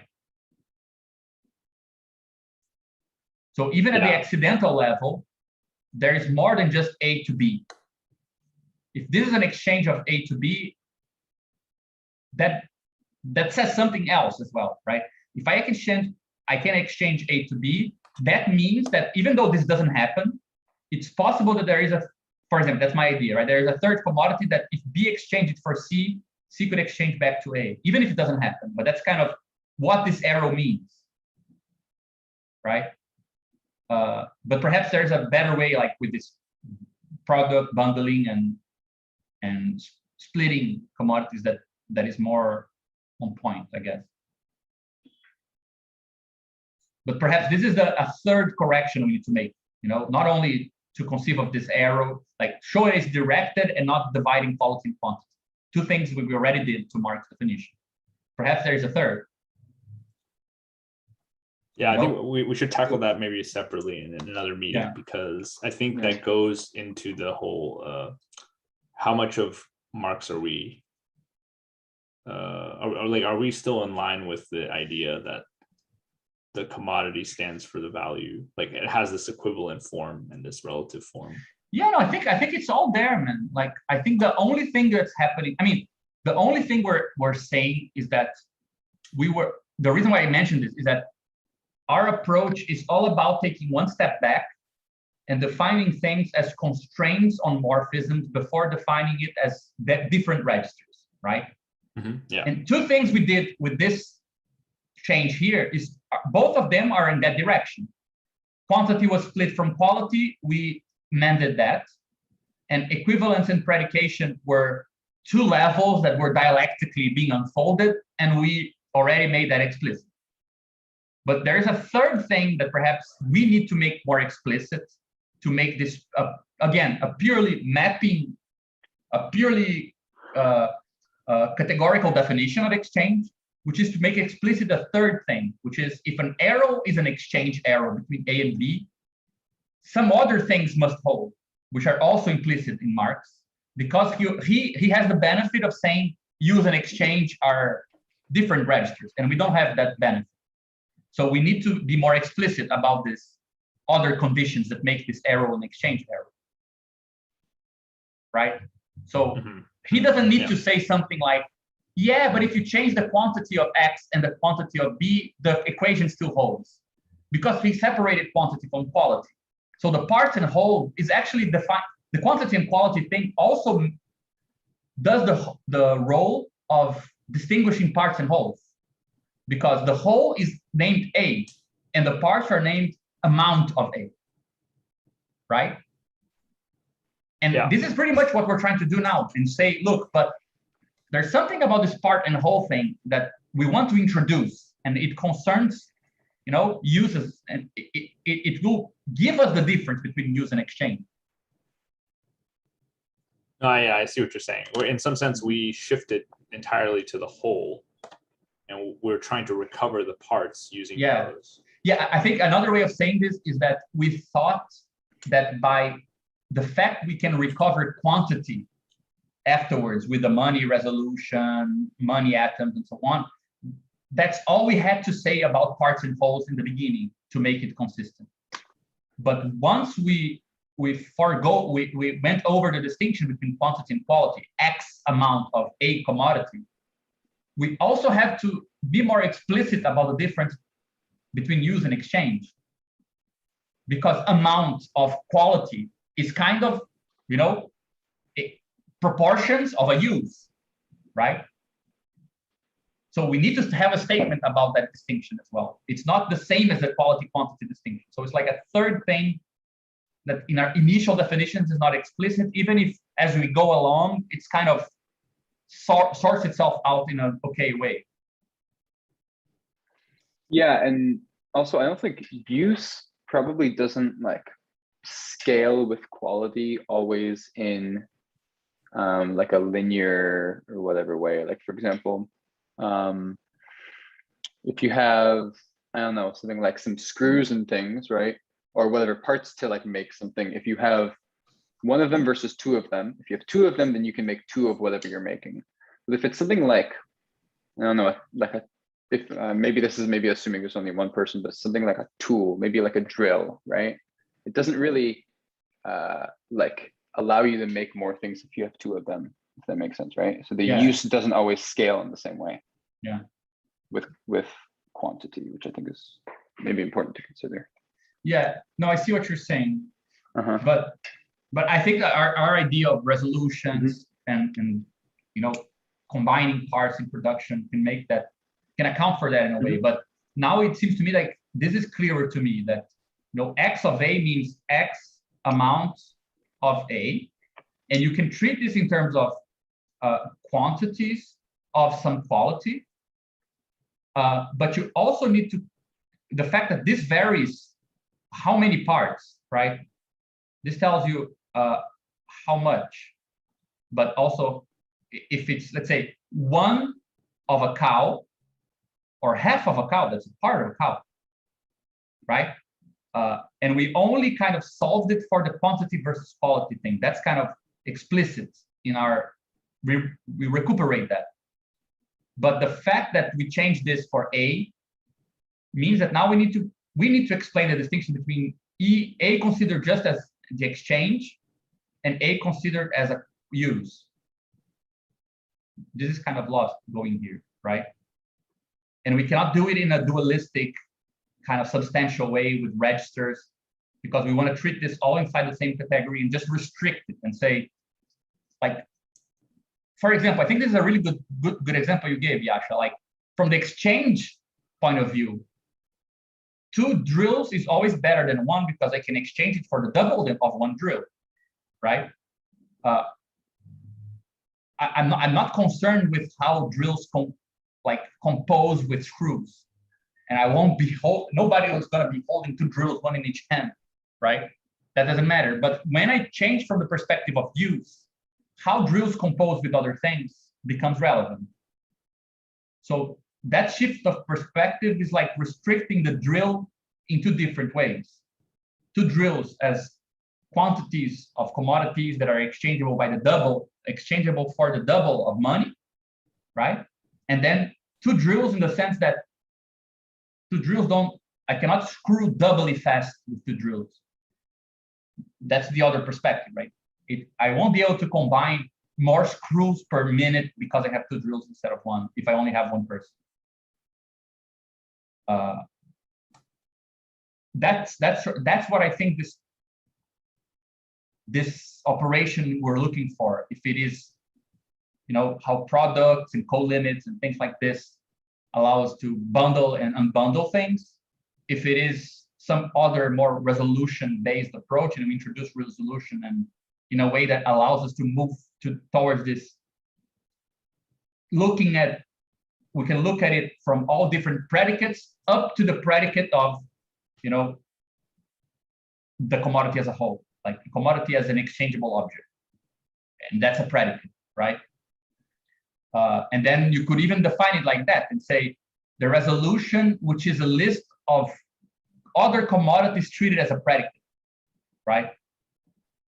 That's the exchange resolution, and it only keeps the whole of the commodity, right?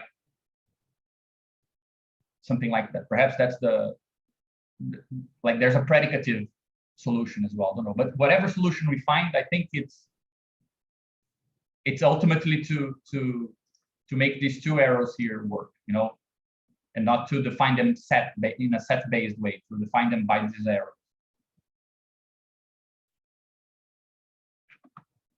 I don't know, Dennis, what are we still in Russell, or are we? Are we rustled? No, I think we're not rustled. I think it's impressive. Like, it gives me a new appreciation for capital and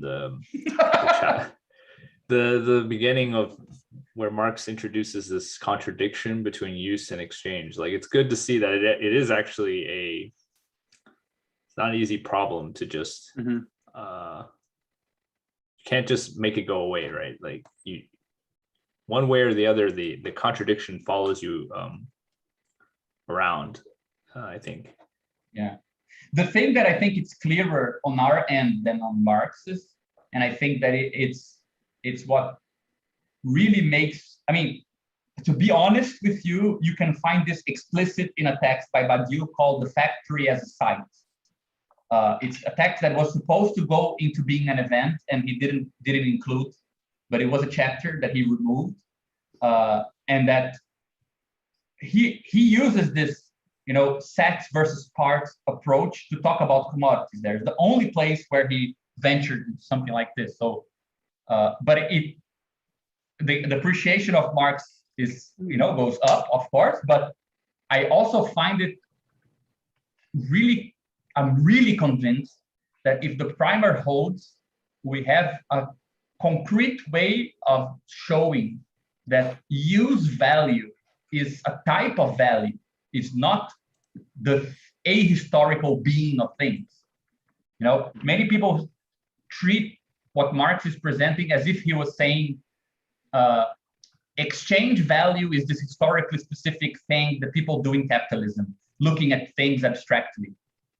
And use value is the nice look at the concrete body of things. And we can show that that's not true. Use value is historically specific to capitalism. It's all the ways we partition things under the constraints of the more general constraints of value. It's not like the substrate of things in themselves, right? Yeah, that's important. Yeah, that's really important. I mean, like I don't know in the literature in Marxism, like a very good, clear distinction of these three, actually of four concepts rather than two. Like the vulgar reading is exchange value, use value. More sophisticated reading is saying, no, there's value, which splits off into use and exchange. But it's always ambiguous as to how material use is. Like they want to say specific to capitalism, but how can they say it's specific? Specific in which way? And I think that now we have four concepts. We have value, use, exchange. And so value is seen through exchange, but the substrate of the commodity is seen through use value, which is the logically determined appearance of the material of the commodity under the logic of value, right? Parts that can either are priced, could be priced, or could go under a new priced object, right? And there's still a lot in an object that is neither one of those three things. It's in the substrate, but it's neither of the three. So making that kind of coherent, I think it's a really, really big contribution. Yeah, I think that contribution is safe, even if we don't resolve this issue. Yeah, I think we were doing that. I think our issue is mainly like how there are many ways to express this in categories, right? We're trying. Our first attempt was, like you said, we try to use sets to kind of distinguish things. Now we want to use arrows to distinguish things. Yeah. But regardless of whether we use sets or arrows, we're not changing any conceptual. Yeah, I think that's safe. Yeah. I mean, I think we can try our hand then, is if you want, like during the week to go back to the primer and just see if we can think of how to insert something else in place and bring to discussion something more concrete. But I do think that like a path to solve this is clearer now, you know? Yeah, I think what I will do is I go through the text and find every point where use sets are utilized, right? Yeah. Where we depend on use sets. That will tell us the damage of removing. Yeah, but you know, concept. like what my point is, do we need to remove it, or can't we just do like an alternative strategy is just to add a step before the use and exchange sets, which is we have commodity preserving things that take commodities and go to commodities. There are many things, there are some trivial things and not so trivial things. Well, we can, at this level of generality, distinguish two types of morphisms. And then we need to introduce, I mean, my impression is that if we go to the primer now, it's like we remove point 2, which has the use and exchange things. So we probably have to rethink point 2, 2.0, right? Shit, it's a lot of stuff. Yeah, I would probably rethink point 2, introduce it in a slightly different way, and probably more classically, like people doing categories. Like, let C be the category where objects are commodities and morphisms are, you know, transformations between commodities. These can be, you know, bundlings of commodities, which are very trivial, all the way up to transforming a set of commodities into some other commodity.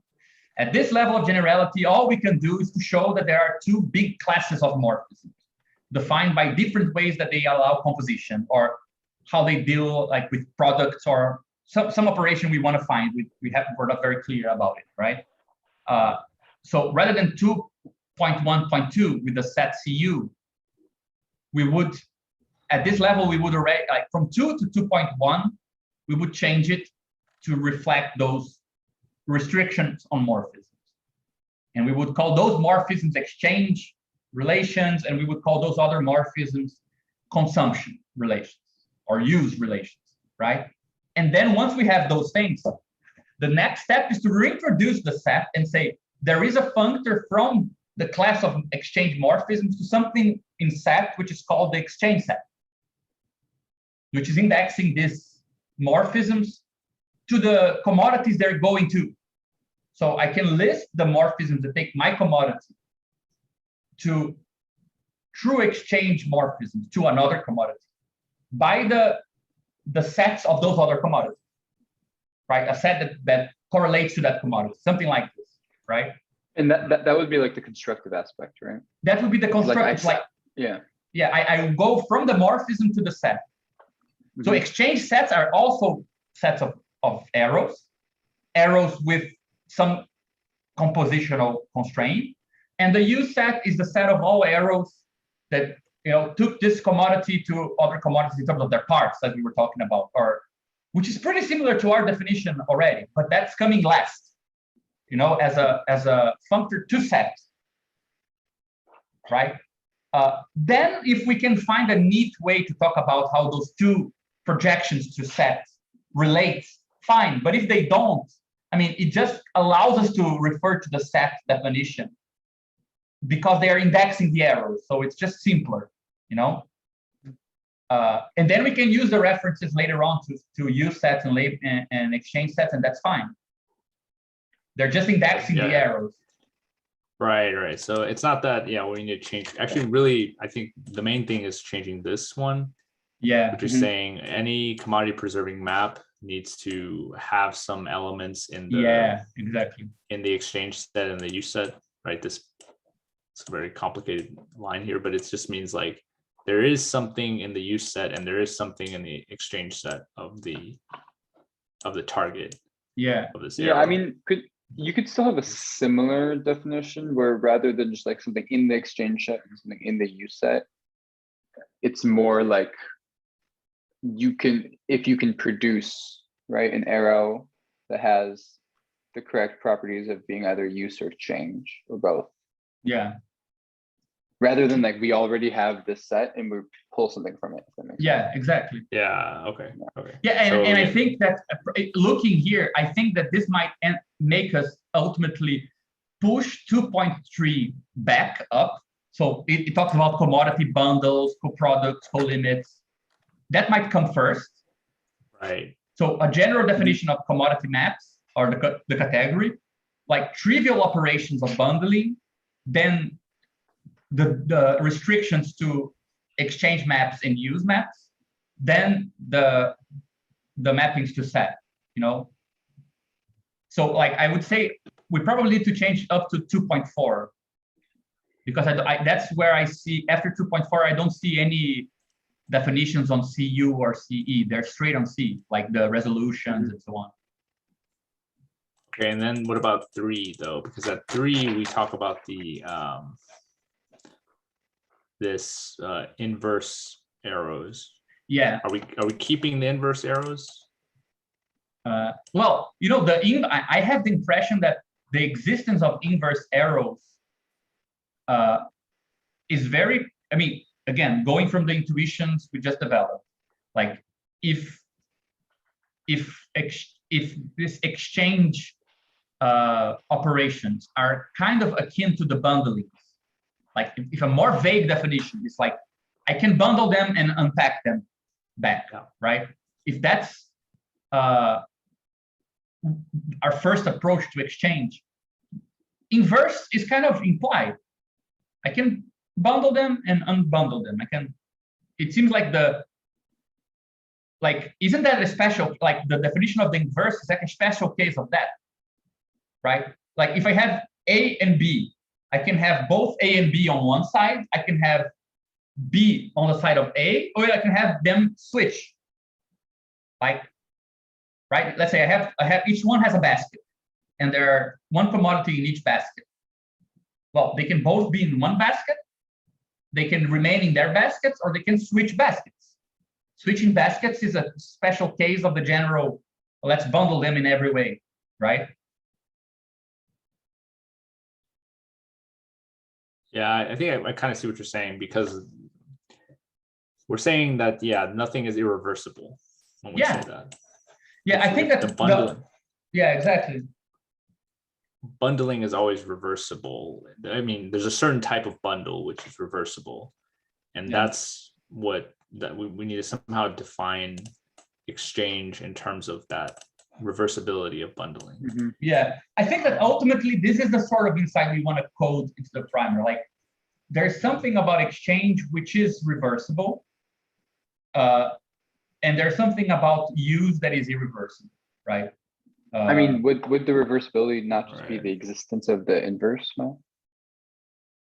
Yeah, but yeah, the problem with the inverse here is that it's defined on, it implies the use and exchange set, doesn't it? Yeah, it's just with inverses, we run into the problem of if later on we want to use a use functor, the use functor, again, we'll need to preserve these inverses, but we don't necessarily want that. Like, we don't want to say just because this is exchangeable here, it's the uses are yeah, I mean, that's true. Isomorphic, like, right? yeah, if I have a, no, yeah, isomorphic, no, but there's some other operation that is preserved, which is if I have the commodity A in a basket and a commodity B in a basket, and they shift baskets, then they shift back. That preserves the, let's say, the use identity for A. Yes. Right. Yeah. So like, but A, not B, halfway through. Right. You're saying, yeah, exchanges always look like this. Like, yeah, there's some arrows that take A and B to A times B or some bundle, and that also allow you to break them apart later. Yeah. So this replaces this, right? Instead of saying this and this, F and F minus, this is the old way. We want to do this way instead. And yeah, and because we can oppose this way to use. Yeah. And my point is, like, if you look at my stupid example, right? So for use, this is not the case, right? If I compose them, I cannot decompose them, right? Like, it's kind of that irreversible thing we're talking about. If I put two things in my grocery cart, I can take them out and pay each one separately. But if I mix water and salt, I cannot separate them and pay for them separately, or just alienate myself from one and not from the other, right? Yeah, even if you had a process which could separate them, you would be expending some energy. Something else needs to compose with them. Yeah. Yeah, which then you could not extract that thing. You cannot undo that process. Yeah. Yeah. So, but the interesting thing that I just realized is that you were talking about, like when I say I have an operation F between A and B that has the inverse F minus 1, we were calling this exchange. But if we have a functor to the use sets, that wouldn't be valid. Yeah. But kind of, I mean, it is valid under the exchange, not valid in general. Yeah. But while exchange is happening, that's true, in fact. Like, if I have a commodity, you have a commodity, I sell it to you, and then you sell it back to me. That double path of use, suddenly I had a different use in my hand, the money, and now I have my commodity back in my hand. Use goes back to use, right? Yeah. It's just halfway that doesn't work. Yeah, but the problem is it's kind of all or nothing when we're talking about this commutative diagram, where again, M1, M2, right? M prime, C, D. So here we're exchanging, right? from M to C. This implies, if we're going with the inverses, this implies C and M are isomorphic. Yeah. Right, and same here. So now if we apply the functor use, we are saying that the use of M is the same or isomorphic to the use of C, and the use of D is isomorphic to the use of M prime U. Yeah, which I mean, again, if we took the resolution or the parts and whole approach, that would be true. I mean, insofar as its use predicate is being sold or being exchangeable or being sellable, having du in your hands and having M prime U in your hands is the same. Or it's meant to be the same. Yeah.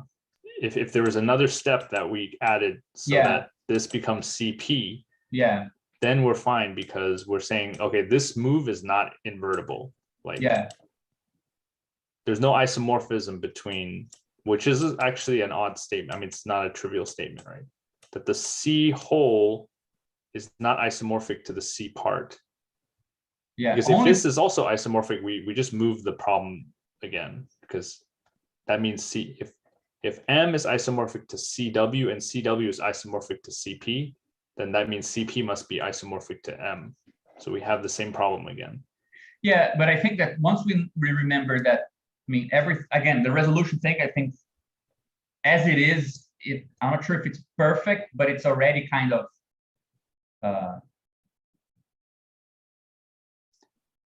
resolutions work because resolutions are not invertible. Yeah. If we see Cedar and if we see two types of items as the same, that doesn't mean that we can go back and like we're losing information. The whole point of resolution is that we're losing information, so we cannot go back. Yeah. So maybe that's what is happening here. I mean, this might already in itself solve the main problem. Yeah, I have the impression that the moment that from the definition we're trying to give now to point 2, that functor U, it's not really how we're going to move from exchange to use, right? I think it will become clearer as we go. And as you said, point 3 might need to be rephrased just to be more coherent with what came before. But I think it's the core of the issue is from 2.0 to 2.4, right? Yeah. Yeah, also there definitely is a functor going the opposite direction, right? From use to exchange. That is kind of like tautological, right? Yeah. But but like the construction the other way around, right? Going from exchange to use is kind of like what you like, I guess it's like the act of the construction, like within the capitalist world, is you see what things are being exchanged for your commodity, and then you learn some information about it based on what other people are exchanging it for, right?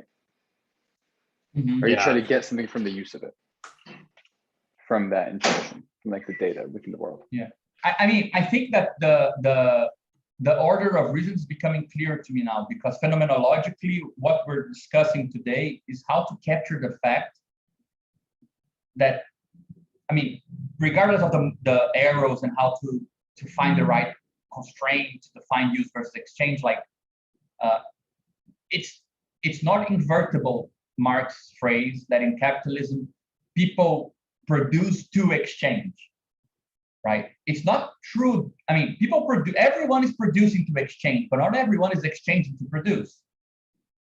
Mm-hmm. So the first statement is the one where we're captured. I mean, that's why the CP and CW are not invertible, right? It's true that when I look at an object,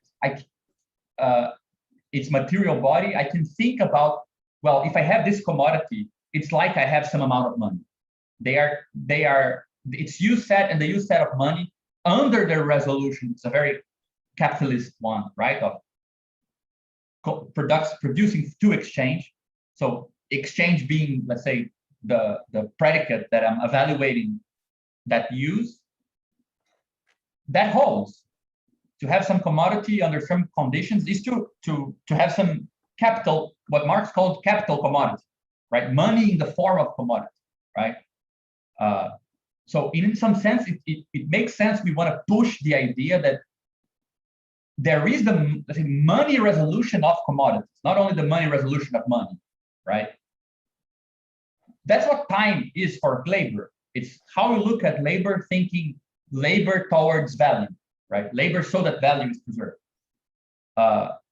So it makes sense that the move from CW, the whole of commodity, to the parts of commodity, if we do keep that isomorphism, that functor between use and exchange, we could say for it that it holds, like from the perspective of production for selling, to have the output commodity and to have the money that you will get when they sell it, both have the same use, right? But the inverse is not true in capitalism. So it's okay that it's not true for us. It's not true that produce to exchange and that exchange to produce. So if two things are exchangeable, that tells me how to consume them. That's not what's at stake. It's the contrary, right? So you're saying basically only capital in general exchanges in order to produce, in order to exchange again, right? That's the MCM. Yeah, it buys productive things to sell them in order to sell them, where everyone else buys stuff in order to consume and to stay alive and to enjoy or whatever, right?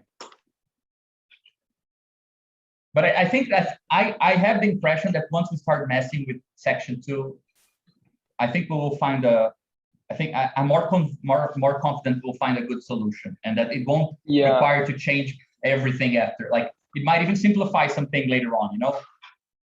It seems like something with the resolutions helps clarify like how commodities are seen by different people or by different actors, right? So like how the capitalist sees the commodity and how like a laborer sees a commodity are very different. And I think by making like the subtle distinctions, like by like changing from the part to the whole resolution, might be, and it seems like it is like the right, approximately the right level of like nuance to distinguish between those two. Yeah, I have the impression, I mean, the reason why I'm leaning towards the product versus this undecomposable thing, or like the difference between bundling and combining, as John was talking about here in the chat. Like, you don't need resolutions at that level to talk about this, right? It's very loose. Like some ways of combining will make parts lose information. Some ways of bundling will preserve all the information of parts, something like this. Resolution already seems like, once I know that there are parts that have different properties, I want to ask the question, how do I navigate between those things? And then the resolution would come at that point. Like, I think that if we introduce resolution too early, we never mention parts of commodity, right? It's too soon. So I would leave it at 2.5 as it is, like as a very important operator that needs to come in the first formal section, but like not as to push it so way back that that it's like the fundamental concept. You know, I would talk about these two morphisms we've been talking about, two ways of composing some arrows, divide, use, and exchange, and then do exactly as we did with resolutions, which is once you have this use set, which we now are constructing differently, then you talk about resolutions and as a way of navigating that set and covering in different ways. You know, we can add perhaps. Sorry, Dante. Yeah. I agree, because we need the use set definition to be in place before we can do resolutions, at least the way we have it right now. Otherwise, resolution becomes a very vague notion of like a point of view that is we can apply to almost anything. And right now we're specifically saying resolutions are always use resolutions. They're determined by what you can do, and sometimes you see two things by what they can do as being the same. Yeah, exactly. I agree. I think resolution should come second, like third. So general morphisms in the category, then composition restricting exchange and use morphisms, then the set definition of these sets of arrows, then resolutions, and then if we think we can do it, we can add the proviso at the end of the resolution operator and say, by the way, you could treat that distinction we just made between use and exchange as if it's an arrow taking from use back to exchange in terms of the resolution being exchangeable for, or something that way. Yeah. That's like the strategy in my mind right now. Like there is this category with morphisms that takes commodities to commodities. Well, we can restrict those morphisms into two big classes. We'll call one exchange and one use based on this difference here. We can project this to sets and call the exchange set the use set. We can explore the use sets using resolutions, and we can take you from the use set back to the exchange set by defining like a specific type of predicate for the resolution, which forgets all the information, but it's one way from use to exchange. It cannot take you back. So we explicitate the fact that it's not invertible, right?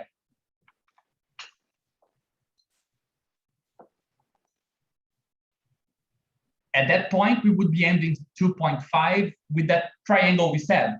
Commodity, like the F and G arrows going to exchange and use sets, right? It's a bit more tricky, but still. And then one arrow, if we can define it, going from the resolution discussion on use sets back to exchange sets.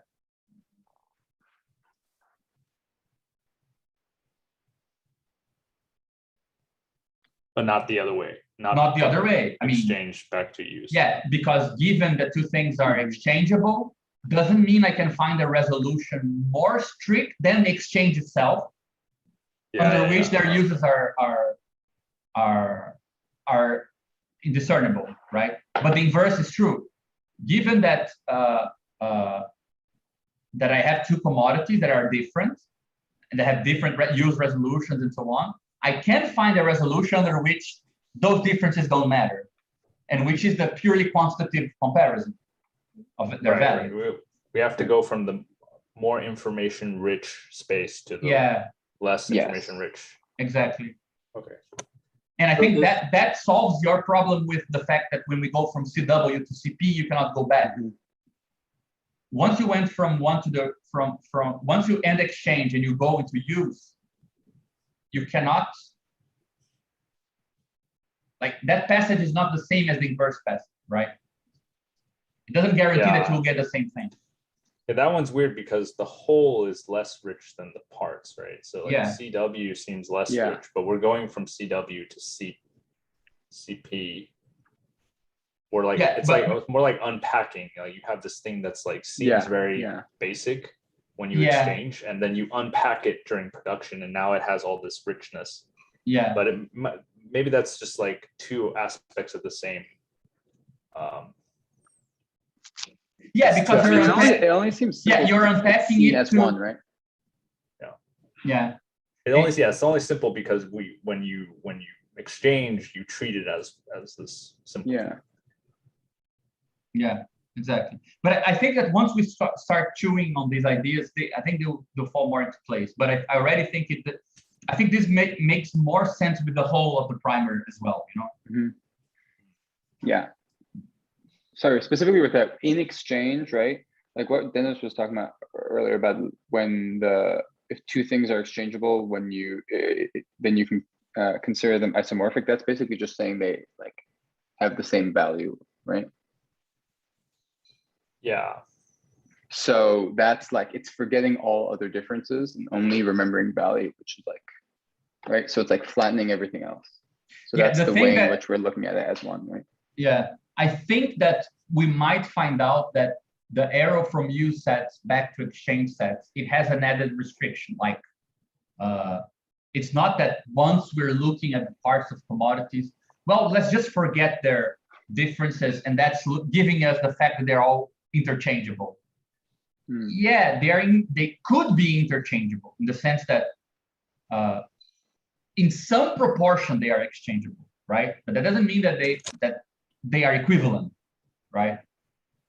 It just means that we went to the perspective of the whole where we can make meaningful statements comparing them, right?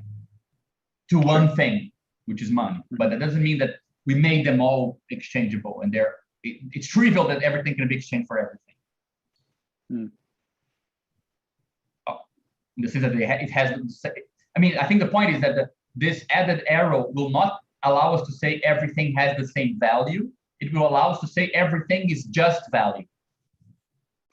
Right.